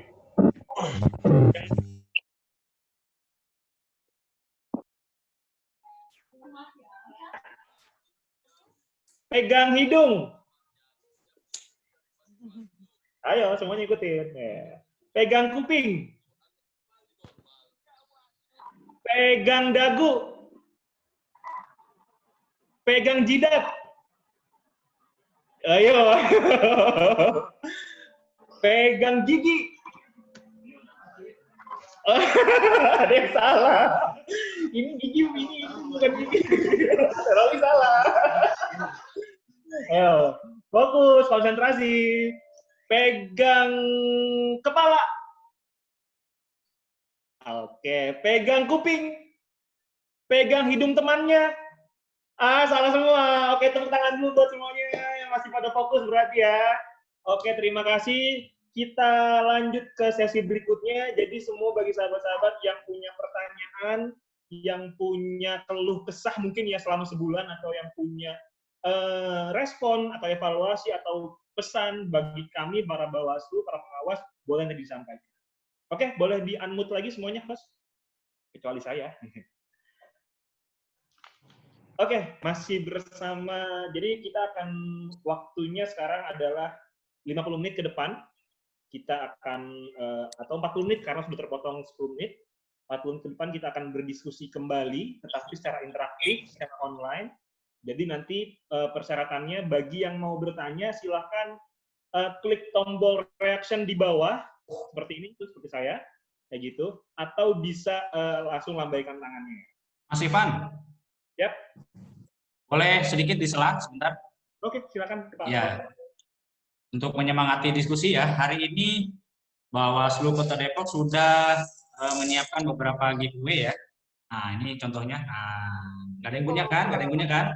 Tapi untuk peserta ya, mohon izin Bu Kepala Sekolah. Pak Angga, mohon izin ini. Ya, dan ada juga beberapa buku ya. Sama kita masih ada, nah ini. Ini bajunya, baju SKPP nih. Nah, khusus on. Ya. Sama Sophie ya, Bapak Kepala Sekolah. Keren. Silakan dilanjut. Oke. Nah, jadi itu jangan sampai kelewatan ya, apa yang sudah menjadi aturan mainnya kemarin, giveaway-nya dilaksanakan dengan baik. Oke, kita langsung saja, tidak berpanjang kalam. Silakan bagi sahabat-sahabat SKPP Daring yang mau bertanya. Oke, Wildan. Silakan, Wildan, di-unmute, langsung ditanyakan kepada narasumber yang mana, sebutkan namanya, dan juga kecamatan dan juga ID-nya. Oke, Assalamualaikum warahmatullahi wabarakatuh. Saya Wildan dari Sukma Jaya. Mungkin pertanyaan ini lebih condong kepada Ibu Loli ya, selaku komisioner Bawaslu Jawa Barat. Yang ingin saya tanyakan ini ada beberapa, Bu, tapi mungkin nanti yang lain juga bisa menambahkan terkait ini, Bu. Hari ini bahwa kita menghadapi situasi yang berbeda dengan skema pengawasan pada pilkada. Dan contoh misalkan kampanye, pelanggaran pada kampanye juga saya rasa juga akan sulit diawasi oleh penyelenggara khususnya Bawaslu. Saya malah melihat ada potensi pergeseran dari transaksional konvensional yang berupa politik uang dari metode konvensional menuju online yang hari ini juga metode kampanye juga menyasar pada metode online. Misalkan menggunakan aplikasi Oppo, GoPay maupun Dana itu kan merupakan pergeseran bentuk transaksional yang perlu diawasi oleh Bawaslu. Baik itu melalui investigasi, analisis, dan pertemuan atau laporan yang lain sebagainya. Saya rasa juga adakah skema tertentu untuk menghadapi hal tersebut. Yang kedua adalah, ini yang saya bingungkan, Bu ya, dengan apabila kita ngotot, bukan kita, pemerintah ngotot, DPR Komisi 2 ngotot, dan Kemendagri untuk menyelenggarakan pilkada di tengah pandemik pada tanggal 9 Desember 2020 ini, tentu ada aturan turunan yang menjelaskan terkait protokoler kesehatan di KPPS maupun ya di KPPS lah. Dan ini kan juga syarat akan keselamatan dan juga kesehatan warga negara selaku pemilih nantinya.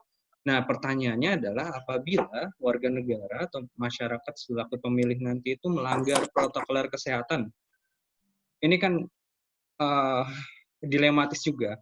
Apakah masuk ke dalam pelanggaran pemilu? Saya rasa nggak pantas juga. Apakah digugurkan hak syarat pemilihnya? Nggak juga, karena kalau begitu syarat pemilih berarti hanya untuk pemilih yang sehat saja, kan nggak etis juga. Apakah hanya sekedar teguran? Kan ini juga nggak bakal bisa menjerat, karena ini berbicara mengenai kesehatan dan keselamatan warga negara. Dan mungkin itu aja, Bu ya, karena mungkin teman-teman yang lain nanti bisa menambahkan. Terima kasih atas perhatiannya. Assalamualaikum warahmatullahi wabarakatuh. Waalaikumsalam warahmatullahi wabarakatuh. Mungkin langsung saja Ibu direspon dari sahabat Wildan Kauyubi. Iya, terima kasih. Sahabat Wildan, pertanyaannya keren banget loh. Ini pertanyaan yang menunjukkan Kang Wildan ini sangat berpikir, sangat gelisah dengan situasi kekinian. Jadi saya mau cerita begini. Waktu pemilu Pilkada 2018 sesungguhnya, sejak Pilkada 2018, lalu pemilu 2019, kalau kita cermati ada yang berbeda dalam proses kampanye ya. Jadi kampanye kita itu sejak 2018 itu sesungguhnya sudah sangat meriah di dunia media sosial, ya. Tetapi lalu PKPU soal kampanye ternyata tidak menyasar soal kampanye di media sosial. kampanye yang disasar, yang kemudian membuat Bawaslu harus mengawasinya, itu masih pada media yang sifatnya konvensional. Sehingga banyak kasus kemarin akhirnya media sosial nggak bisa diapa-apain. Karena PKPU misalnya secara tegas bilang bahwa media yang dilarang itu adalah media yang memang terdaftar di KPU. Bagaimana kalau akun itu akun personal? Bisakah disasar? Nah ini juga kemarin nggak bisa. Jadi saya ingin bilang bahwa PR kita, tantangan kita ke depan semestinya memang seperti yang Kang Wildan sampaikan, mengantisipasi berbagai potensi itu dengan menguncinya dalam regulasi. Nah ini PR, sehingga kenapa ini perlu disampaikan? Sehingga ini harus menjadi warning bagi KPU yang saat ini sedang menyelesaikan PKPU-nya, draft-nya. Yang kedua saya ingin bilang, situasi pandemi ini soal dalam tanda petik pilkada terpaksa dilakukan tanggal 9. Sesungguhnya ini pertaruhan buat kita semua. Kenapa pertaruhan? Kalau sahabat-sahabat mengikuti jalannya RDP ya, raker antara Komisi 2, Kemendagri, Bawaslu, KPU gitu, yang saat itu memutuskan akan tanggal 9 atau tidak. Itu kan di live secara live ya di YouTube. Kalau sahabat-sahabat cermatin, sesungguhnya kelihatan kok di situ. Bangsa ini, kita, siap apa enggak kalau pilkadanya tanggal 9. Maka lalu keputusan tanggal 9, jangan pernah sahabat-sahabat lupa, keputusan pilkada tanggal 9 itu dengan syarat. Syaratnya apa? Syaratnya memenuhi standar protokol kesehatan yang ditetapkan. Yang kedua, terpenuhinya anggaran. Kenapa anggaran ini menjadi penting? Karena salah satunya adalah item keselamatan orang ketika akan memilih. Misalnya masker, semua pemilih harus kasih masker. Misalnya yang tadinya paku untuk nyoblos berkali-kali, maka dia harus menggunakan yang sekali pakai. Misalnya hand sanitizer harus tersedia gitu ya. Jadi soal anggaran itu menjadi syarat juga. Pilkada bisa tanggal 9. Nah pertanyaannya, apakah itu lalu sudah terpenuhi? Kalau dalam diskusi yang saat ini berkembang di berbagai lembaga itu, memang ini menjadi konsentrasi serius ya. Sampai saat ini proses misalnya penambahan anggaran di Bawaslu, penambahan anggaran di KPU masih berproses, kita masih lihat nanti dimungkinkan atau tidak. Karena kalau tidak, pertaruhannya sekali lagi sangat besar, karena sesungguhnya hakikat demokrasi itu keselamatan warga negara. Nah ini yang akan kita kawal bersama-sama. Yang ketiga, saya ingin bilang bahwa skema yang dilakukan Bawaslu saat ini adalah sedang menyempurnakan yang namanya indeks kerawanan pilkada di masa pandemi. Jadi kemarin per Februari, Bawaslu sesungguhnya sudah mengeluarkan indeks kerawanan pilkada, tapi dalam situasi yang normal. Di situ kelihatan mana yang rentan, mana yang rawan tinggi, rawan sedang, rawan rendah. Nah saat ini karena situasi ini, maka kemudian Bawaslu per hari ini sebetulnya sudah ada draftnya, tapi masih belum dipublish ya untuk persoalan ofisial, nanti mudah-mudahan dalam waktu yang tidak lama lagi. Tetapi indeks kerawanan pilkada di masa pandemi ini harus dilakukan Bawaslu secepatnya karena memang ini langkah antisipasi. Kalau Kang Wildan tadi tanya, ada nggak skema antisipasinya? Skema antisipasinya memperbaharui indeks kerawanan sehingga lalu seluruh Bawaslu kabupaten kota, termasuk lembaga terkait, kepolisian, termasuk media massa juga, itu untuk bisa mengantisipasi sedini mungkin kerawanan itu. Apa yang terlihat? Misalnya partisipasi pemilih bisa dipastikan itu akan berkurang di masa ini karena situasi orang tidak percaya dirinya aman gitu ya. Dan lalu yang kedua, potensi yang terberat dari proses ini adalah yaitu tadi ketiadaan anggaran. Kalau dua hal ini tidak mampu dipenuhi, maka sesungguhnya kita sedang mempertaruhkan masa depan demokrasi itu dalam konteks ketidakpastian.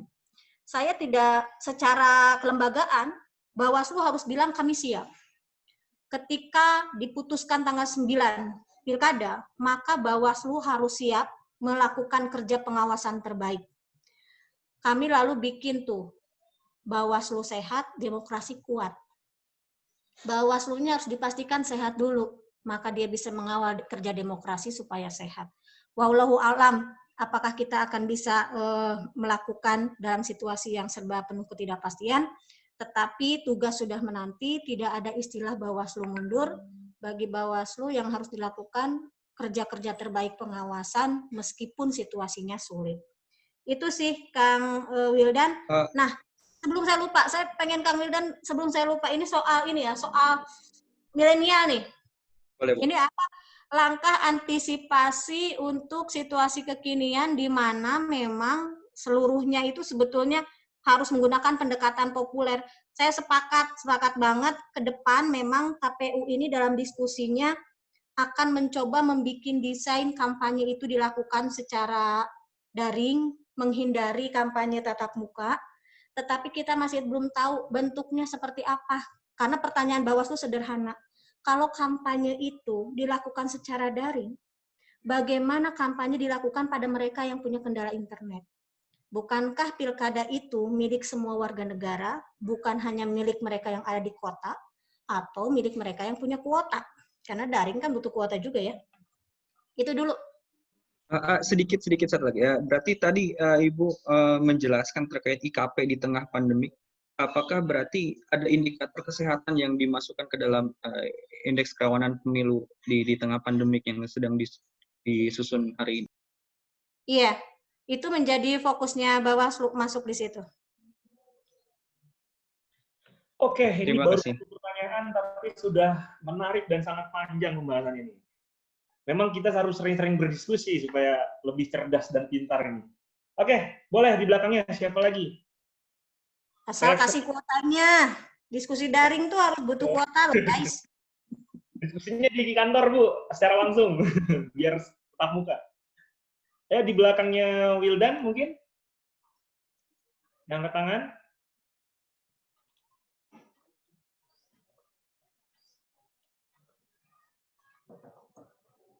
Mana ini? Tadi di awal ada yang nanya. Sebentar, aku cek di chat dulu ya.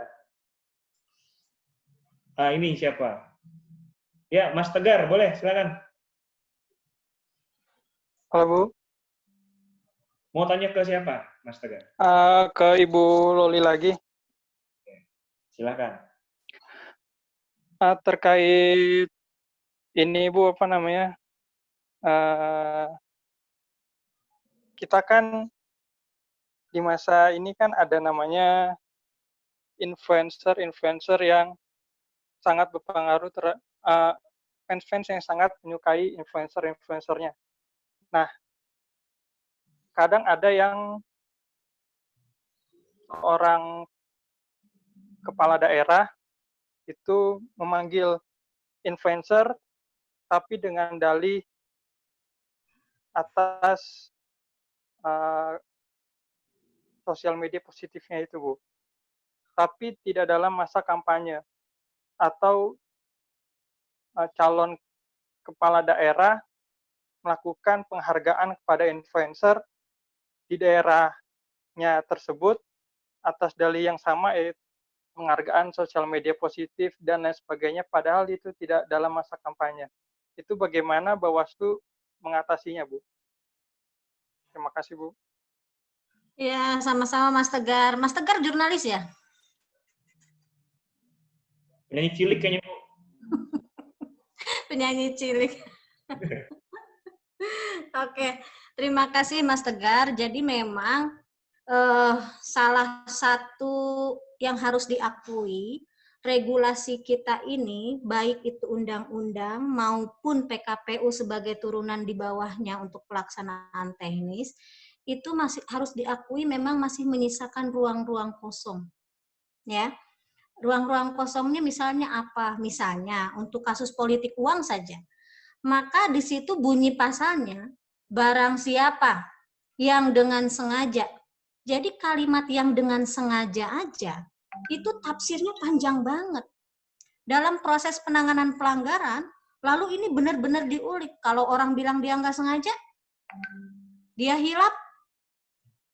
Pemenuhan unsur ini yang seringkali berproses luar biasa dinamikanya ketika Bawaslu melakukan penanganan pelanggaran. Kenapa? Karena Bawaslu tidak sendirian.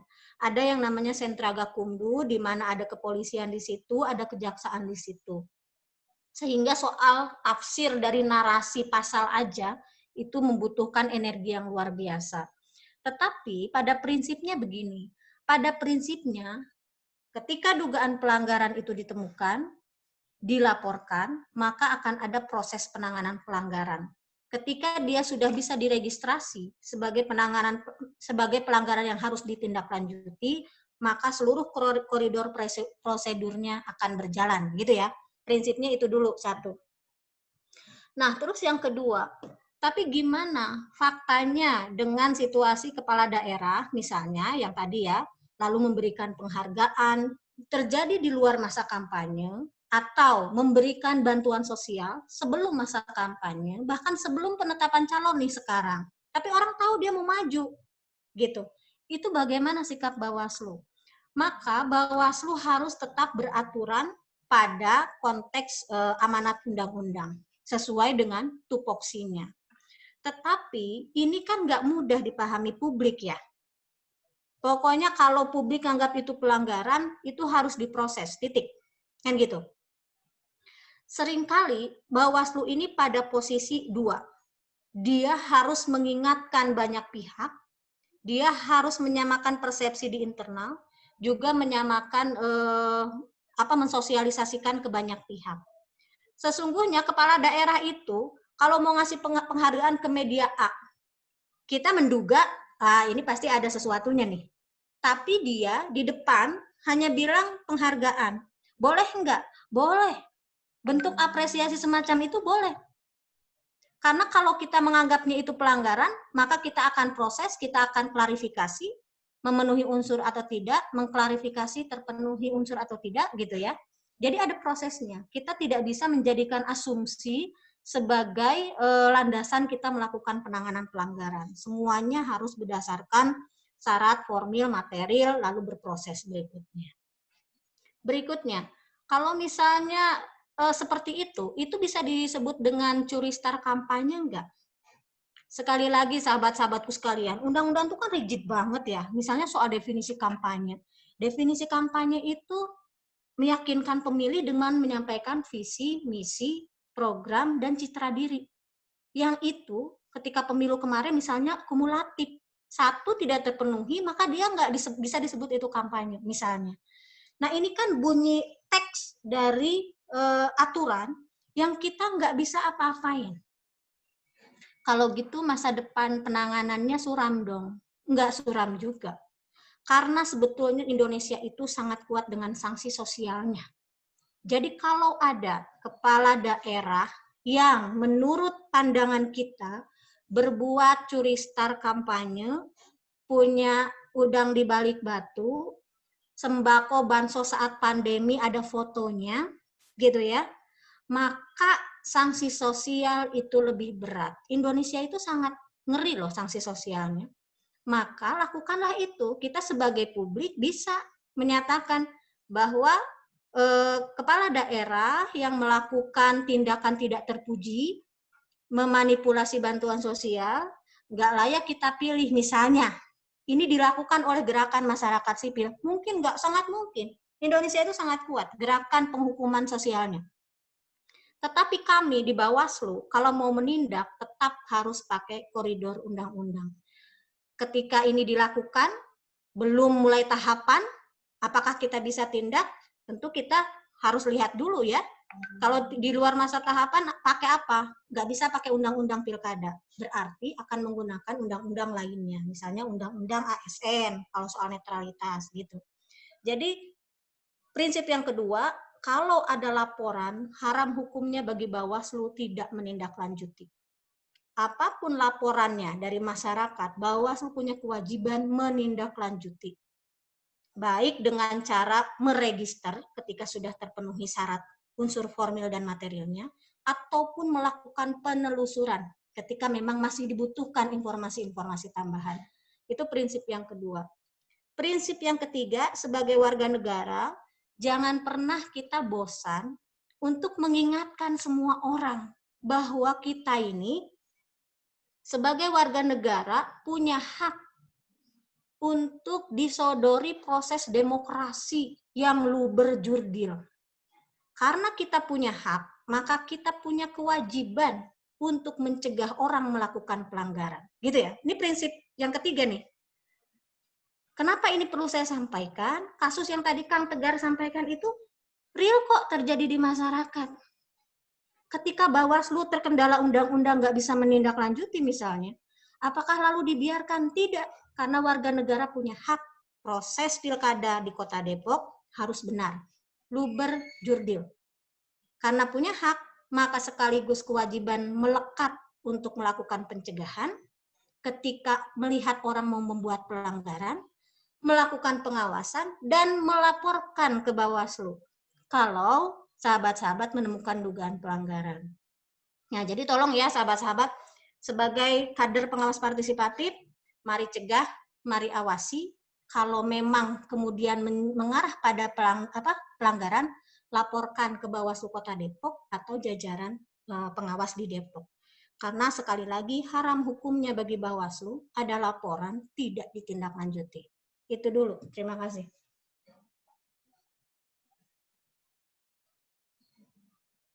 Ibu Loli, terima kasih sekali lagi. Ternyata masih di-mute barusan. Oke, mungkin sebelum lanjut dari Bapak Angga atau dari Bapak Dede atau Ibu Ketua, Bapak Andre ada yang mau menambahkan terkait yang tadi atau dari yang perspektif lainnya mungkin gimana? Baik, terima kasih sedikit Mas Ipan, Pak Moderator menambahkan kemarin kita mendapatkan catatan informasi dari beberapa yang hal menjadi potensi kita dalam memotret kerawanan. Memang betul diantaranya adalah tentang risiko kesehatan. Tadi sudah sampaikan Bu Kordip, kita juga tentu ada perlu menjaga hak hidup warga kita. Makanya risiko kesehatan menjadi bagian dari potensi kerawanan yang mungkin nanti akan muncul di proses yang tadi Ibu Kordip sampaikan. Kemudian juga kerawanan terkait dengan pemanfaatan fasilitas pemerintah, ini juga sama.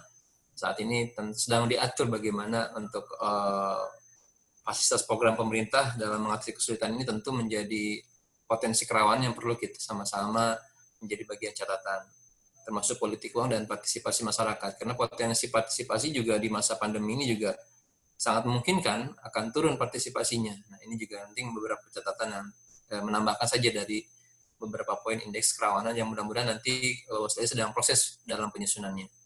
Kemudian yang selanjutnya terkait dengan Mas Tegar tadi, betul yang disampaikan oleh Bu Kordip bahwa ketika kita menduga atau ketika kita menerima ataupun melihat langsung atas peristiwa politik, terutama pilkada, yang terkait dengan pilkada, tentu kita harus secara utuh menilai. Dalam arti menilai begini, menurut pandangan, contoh misalnya tadi contohnya adalah ketika kepala daerah mengundang influencer dan memberikan penghargaan. Kita harus menilai dulu unsur mana yang dianggap pelanggarannya. Kita harus potret dulu. Jangan sampai kita menduga tanpa asumsi yang jelas atau tanpa landasan hukum yang mengaturnya. Di dalam undang-undang pilkada ada pasal 69 larangan kampanye, kemudian ada beberapa regulasi tentang ASN, bagaimana regulasi tentang money politik, pengaturan kepala daerah dan sebagainya, di situ diatur. Nah, oleh karena itu, kita tidak serta-merta mengasumsikan ketika mengundang media, memberikan penghargaan media, menilai bahwa itu pelanggaran. Harus ada garis merahnya dulu. Apa yang dilakukan oleh sebuah subjek politik ataupun sebuah peserta pemilu, atau mungkin belum menjadi subjek pemilu atau peserta pemilu. Nah, kita harus menilai secara utuh. Oleh karena itu belum baru berbicara tentang subjeknya. Kemudian yang kedua berbicara peristiwanya. Apa yang dilakukan oleh mereka? Apakah betul unsur money politik? Apakah betul unsur mempengaruhi? Apakah betul unsur mengajak atau menguntungkan atau merugikan? Ini juga harus kita potret secara utuh. Sehingga tidak sembarangan juga kita menilai atas beberapa pasal yang disangkakan dalam pelanggaran, apalagi pelanggaran pidana pemilu. Tapi betul saya sepakat dengan yang disampaikan oleh Bu Kordip, sanksi sosial itu sangat luar biasa dan sangat penting bagi kita untuk memotret mana sih yang punya niat baik, mana sih yang memang hanya sebatas pencitraan diri, ya ibaratnya curi start lah dalam tanda kutip, atau memang sebetulnya sebagai misalkan pejabat publik, baik ASN ataupun incumbent ataupun siapapun yang mencalonkan diri melakukan upaya niat baik dalam masa pandemi, tapi ternyata punya niat di balik itu. Itu kan mindset yang harus kita uji. Dan tentu juga sanksi sosial yang lebih kuat dalam prosesnya. Karena nggak bisa dibohongi kalau masyarakat. Contoh kecil lah, ketika seseorang diberikan bantuan sembako nih, entah dari siapa lah, kita anggap seseorang saja lah, bukan berbicara incumbent ataupun siapapun. Itu di sananya ada stiker. Pertanyaannya, kenapa harus ada stiker? Nah, itu juga kan menjadi dinamika sosial yang perlu kita sama-sama, ini sebetulnya ada apa? Nah, mungkin kawan-kawan sebagai masyarakat sipil, kita sebagai pengawasan partisipatif, mari kita bangun nilai-nilai baik, nilai-nilai demokrasi yang memang betul-betul berintegritas gitu. Jangan sampai justru kepala daerah ataupun siapapun yang menjadi kepala daerah dari niat awalnya saja sudah tidak punya integritas gitu. Dengan ya mohon maaf mungkin punya pencitraan yang kurang dengan metode yang tidak baik dan sebagainya. Itu ujungnya. Kita masalah sosial hanya bisa menilai ketika proses mereka mentasbihkan atau meniatkan diri menjadi seorang kepala daerah apalagi terpilih, tentu di situ kita menilai mana sih yang punya niat baik, mana sih yang punya sebatas pencitraan, mana sih yang sebatas sebuah betul proses yang sesuai dengan prosedur. Nah ini yang mungkin kawan-kawan bisa juga sama-sama kita cerna. Dan ini tentu banyak bahan diskusi yang kita bisa sambil persiapan berjalan berkembang nanti dengan Kang Dede, Bu Ketua dan Kang Andri atau Mas Ipan sekalipun beliau pakar hukum nih Pak moderator ini bisa diskusi lebih detail lagi terkait dengan unsur-unsur ataupun diskusi tentang menilai bagaimana sebuah peristiwa menjadi sebuah memenuhi unsur premium material pelanggaran atau tidak. Itu saja mungkin Mas Ipan. Terima kasih. Ya, terima kasih Bapak Angga atas penambahannya, cukup menarik juga ya perspektif yang dibangun dari Mas. Mungkin dari unsur Bawaslu Kotanya, dari Bapak Dede, mungkin silakan kalau ada yang mau ditambah. Ya, menambahkan sedikit berkaitan dengan penggunaan teknologi ya dalam pengawasan yang kita lakukan. Karena di Pilkada 2015 itu kita sebetulnya sudah mencoba untuk memaksimalkan teknologi, yaitu pada saat itu kita menghadapi tantangan bagaimana caranya kita bisa mengukur hasil secara lebih cepat. Maka itu yang kita coba kembangkan sehingga di Pilgub 2018 kemarin Kota Depok itu sudah punya metode pengawasan di tingkat TPS dengan sebuah aplikasi yang kita namakan Cipitung, Sistem Informasi Pengawasan Pungut Hitung. Dan kemarin di Pemilu 2019 itu kita gunakan kembali aplikasi itu dengan sedikit penyempurnaan, yaitu kemampuan mendeteksi kesalahan pengisian formulir C1. Dan itu kita temukan dari 5.775 TPS, kita menemukan 5.100 lebih itu C1-nya terdapat kesalahan.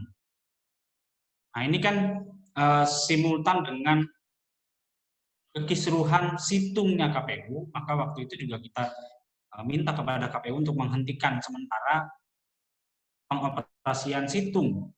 Nah ini juga kita sudah mempertanyakan juga kepada KPU dalam sebuah diskusi bersama salah satu komisioner KPU RI ya, ada Mas Pramono Bertantowi waktu itu, bagaimana dengan e-rekap yang coba akan diterapkan oleh KPU di Pilkada serentak kali ini. Karena persoalannya kemudian nanti adalah ketika proses pemungutan dan penghitungan suara ini masih menggunakan metode manual, artinya masih dengan kertas, bagaimana yang selama ini dilakukan, maka persoalannya muncul pada saat nanti mengotorisasi keabsahan dokumen manual itu menjadi dokumen digital. Nah ini yang sangat rawan. Karena di pengalaman pemilu sebelumnya, seperti di salah satu kabupaten, itu terjadi perubahan dokumen yang manual-manual itu. Nah ini juga yang coba kita sasar sampai ke sana. Kemudian untuk pengawasan media sosial, meskipun tadi Bu Korbit menyatakan ya, memang ada payung hukum yang sangat terbatas yang kita miliki, yaitu kita hanya bisa mengawasi akun-akun yang sudah didaftarkan. Selama pemilu 2019 kemarin, kita memang mengawasi 120-an akun resmi yang sudah didaftarkan. Tetapi kita juga membangun portal laporan cyber patrol begitu ya. mengawasi akun-akun pribadi yang diduga juga melakukan pelanggaran-pelanggaran di masa kampanye. Tetapi karena memang koridor hukumnya tidak sampai ke sana, maka itu kita juga agak sulit melakukan penindakan. Paling yang masuk adalah nanti di Undang-Undang ITE. Nah, itu pun langsung ditangani oleh pihak kepolisian kalau sudah Undang-Undang ITE kan begitu. Tetapi pada prinsipnya kalau kami di Bawaslu Kota Depok coba merespon, Kota Depok ini kan Facebookernya sangat aktif. Kalau mungkin di tempat lain itu Instagramnya jauh meliding, tetapi kalau di Depok Facebooknya justru malah masih sangat eksis begitu. Jadi tidak hanya di Instagram, tapi di Facebook juga masih sangat marak sekali. Bahkan informasi-informasi mengenai kampanye yang tidak melampirkan pemberitahuan kegiatan itu juga kita dapati sebagian dari informasi yang ada di Facebook. Tempat salah satu kampanye di Pasar Kemis Muka itu kita sampai harus bubarkan, gitu. Sampai harus kita hentikan karena memang tidak disertai dengan pemberitahuan. Gitu.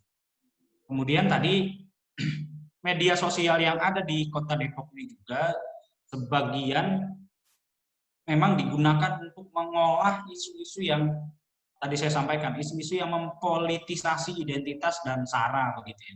Nah, mungkin Pak Andri bisa ceritakan juga ini fenomena-fenomenanya, muncul spanduk dan seterusnya begitu ya.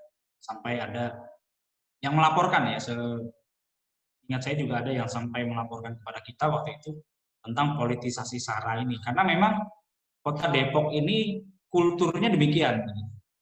Jadi sebuah lingkaran kecil yang diisi dengan begitu banyak elemen, dan memang isu SARA ini kan isu yang paling mudah ya untuk diletupkan gitu, untuk membuat benturan-benturan, menarik perhatian dari masyarakat.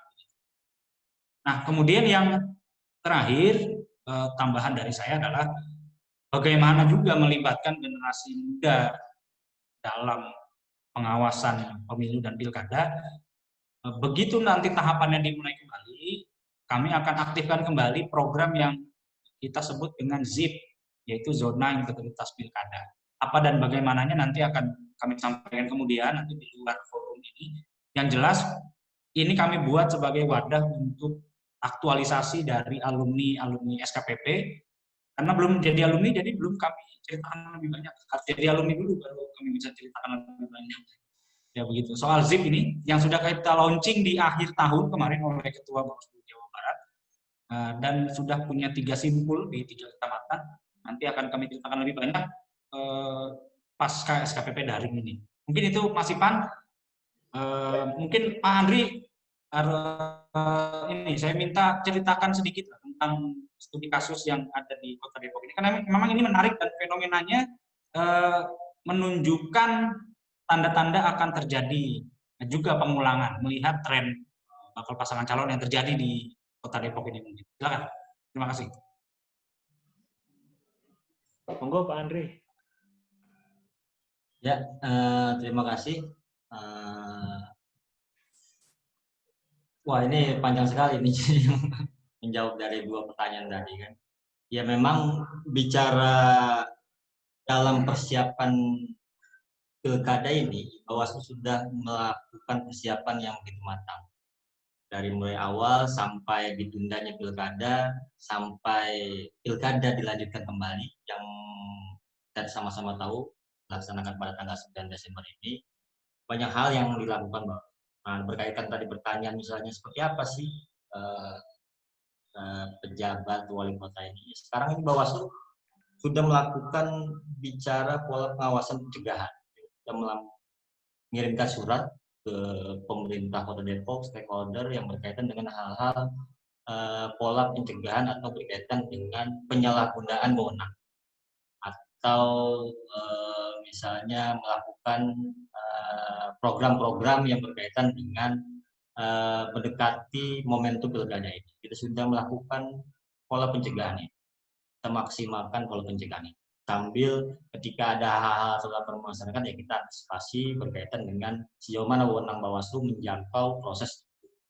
Nah, berkaitan tadi yang disampaikan oleh Pak Dede Slamet berkaitan dengan isu politisasi SARA atau politik identitas, bicara itu memang pada momentum Pilkada 2015 ada hal yang sifatnya provokatif ya. Dalam hal momentum kampanye itu banyak sebaran-sebaran spanduk yang sifatnya provokatif. Walaupun tanda kutip apakah itu maksudnya berkaitan dengan SARA atau hal apapun, karena butuh pengujian yang lebih mendalam, karena ada ahli, ada hal-hal yang dilakukan berkaitan dengan politisasi SARA.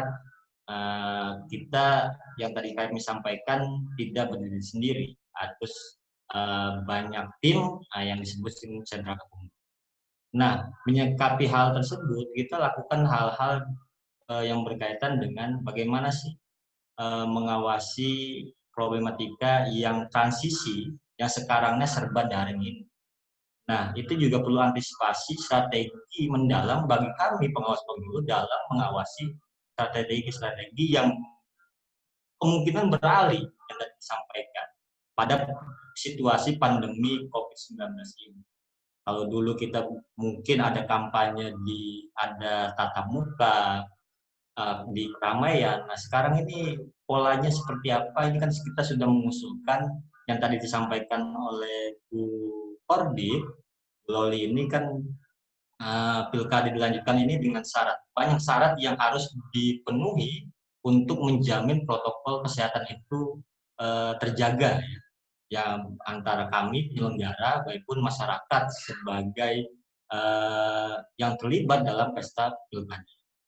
Nah, untuk itu kita juga mungkin butuh masukan banyak hal dari sahabat-sahabat SKPP ini untuk bagaimana kita merumuskan, Bawaslu merumuskan juga peran serta masyarakat dalam mengawasi situasi pandemi ini ketika pilkada ini dilanjutkan yang sudah sama-sama tahu. Ya, kita kan juga butuh proses strategi yang berbeda. Kalau kemarin kita turun langsung ke lapangan, nah sekarang apakah mengawasi dari kejauhan itu seperti apa metodenya? Mungkin sedikit berbeda. Oleh karenanya itu juga kami rumuskan yang pastinya kita juga pasti mendapatkan petunjuk dan arahan karena Bawaslu itu sifatnya hierarki. Ya ada Bawaslu RI, nanti ada Bawaslu provinsi yang memberikan arahan serta petunjuk berkaitan dengan pola pengawasan. Mungkin itu Bang Ivan yang sedikit tambahan dari pertanyaan tadi. Siap, terima kasih Bapak Andrianto dari Bawaslu Kota Depok ya. Banyak sekali penambahan, memang sebetulnya masih banyak yang perlu kita dengarkan, tapi memang terbatas di forum ini dan waktunya memang sangat terbatas. Kita lihat waktu sudah menunjukkan pukul 14.50, jadi sayang banget kita nggak bisa lanjut, jadi kita cukupkan, tapi kita dengar closing statement dari dua narasumber kita. Monggo dari Bapak Angga terlebih dahulu, silakan Pak, 3 menit untuk closing statement-nya. Baik, terima kasih Mas Ivan, mohon izin Bu Korbit dan Bawaslu Kota Depok. Sebagai closing statement, saya sahabat peserta SKPP, demokrasi Indonesia tergantung kita semua. Kawan-kawan sebagai generasi muda tentu punya semangat yang luar biasa untuk bisa membangun demokrasi yang berintegritas. Kita berharap dengan kawan-kawan bagian dari kader pengawasan partisipatif itu hanyalah pintu awal masuk kita semua sebagai pemimpin-pemimpin yang akan memimpin kita semua. Oleh karena itu, sukses buat semuanya, selamat berkarya, mari kita kembangkan pengalaman, informasi, dan juga pengetahuan kita tentang pemilu, pilkada, dan pengawasan partisipatif, sehingga pertemuan ini adalah pertemuan awal saja. Setelah ini tentu kita berharap kawan-kawan pada saat waktu tertentu akan menjadi bagian dari kader-kader yang luar biasa dan menjadi harapan kita bersama. Itu saja Mas Ivan, semoga sukses buat sahabat-sahabat semua.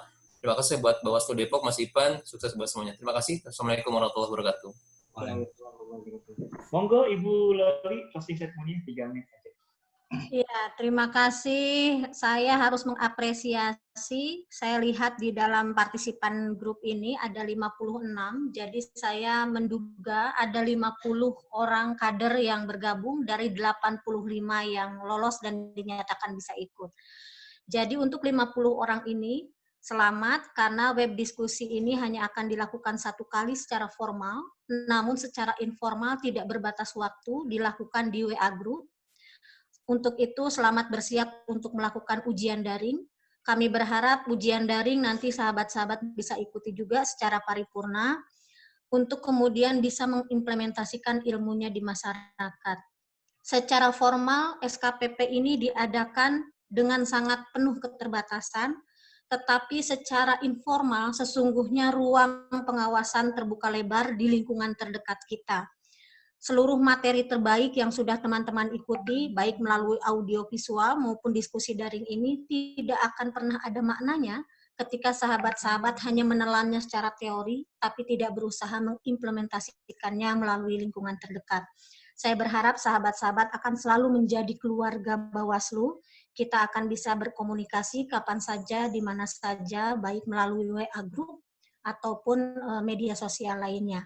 Terima kasih untuk seluruh perhatian. Bawaslu Kota Depok keren karena punya giveaway segala. Terima kasih untuk dedikasinya yang luar biasa. Assalamualaikum warahmatullahi wabarakatuh. Waalaikumsalam. Oke, sebelum ditutup, ada sedikit pengarahan dan penutupan secara resmi dari kepala sekolah atau dari pihak Bawaslu Kota. Kepadanya disilahkan. Ya, terima kasih pada Ibu Koordif dan Pak Kabag atas materi yang luar biasa. Terima kasih juga kepada seluruh peserta atas respon, pertanyaan, dan partisipasi yang luar biasa. Di bagian akhir ini, kami mengingatkan ada program giveaway, ya. Jadi silakan berkompetisi secara sehat, nanti siapa yang mendapatkan giveaway-nya akan kita umumkan melalui Instagram Bawaslu Kota Depok ya. Jadi jangan lupa. Pakai like ya, tak like semua deh. Ya, nah, jangan lupa ini mug yang Bu Kordik juga nggak punya. Ya itu program giveaway kami untuk menambah semangat ya. Kemudian mari kita tutup dengan hamdalah. Alhamdulillahirrahmanirrahim. Dengan demikian web kusi pada hari ini kita tutup. Ya, terima kasih. Assalamualaikum warahmatullahi wabarakatuh. Tepuk tangan. Baik, terima kasih alhamdulillah sudah sampailah kita di penghujung acara. Saya selaku moderator ada sedikit quotes buat kalian semua. Pemimpin yang lahir dari serangan fajar akan memimpin dengan cara yang tidak wajar. Maka menolak politik uang adalah suatu keniscayaan. Untuk itulah sahabat sekolah kader pengawas partisipatif Bawaslu Kota Depok hadir bersama rakyat awasi pemilu dan bersama Bawaslu tegakkan keadilan pemilu. Tepuk tangan dulu buat kita semua. Keren, quote-nya keren. Oke, terima kasih. Sampai jumpa nanti di tanggal 11 untuk info sementaranya. Nanti akan kita lanjutkan info berikutnya lebih lanjut di grup. Dan jangan putus dulu. Dan ini untuk host boleh sudah di absen lagi di akhir? Halo host. Sudah ya? Sudah. Foto bareng dong, Van. Ya, ini mau diinstruksikan. Videonya boleh dinyalakan lagi. Terus dandan, kita mau screenshot, mau diposting di Instagram kita nanti. Ya, kerudungnya masih mencong-mencong, boleh dibenerin. Oke, simetris semuanya. Oke, nanti aku 1, 2, 3, di angka 2, diem semua ya. Jangan ada yang gerak, biar bagus, biar nggak ngeblur. Oke, yang nge-screenshot siapa nih? Dari yang mana?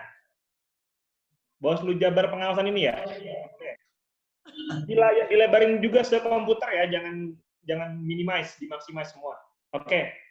Udah siap semuanya, senyum ya, jangan cemberut. Oke, 1, 2, 3. Oke, sekali lagi, 1, 2, 3. Senyum. Oke, terima kasih atas perhatiannya semuanya. Sehat selalu, semoga kita terhindar dari segala macam penyakit dan kita selalu sehat. Amin. Terima kasih Teh Luli, Pak Angga atas waktunya. Atur nuhun Teh Luli sehat. Alhamdulillah. Itu di unmute atuh, itu peserta pengen ngomong kayaknya saya lihat pengen ngomong tapi Nggak jadi. Ya boleh. Untuk yang masih belum ada kesempatan bertanya, nggak usah khawatir, disimpan aja.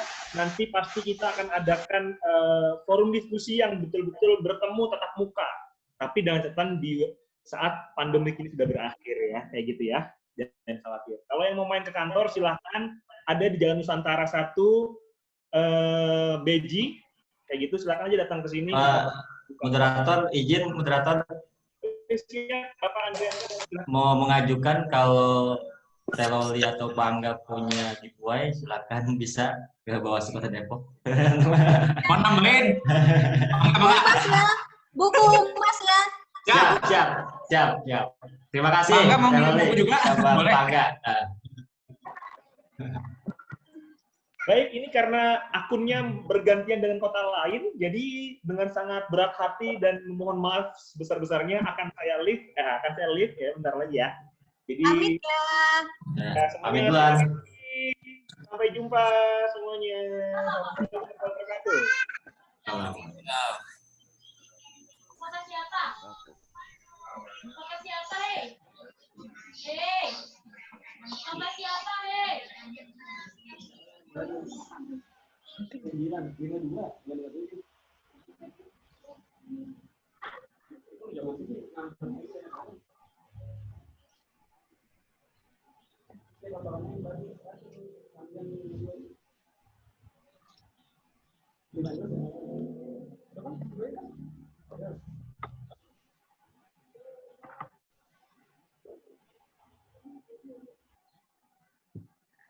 Ini udah boleh live belum ya?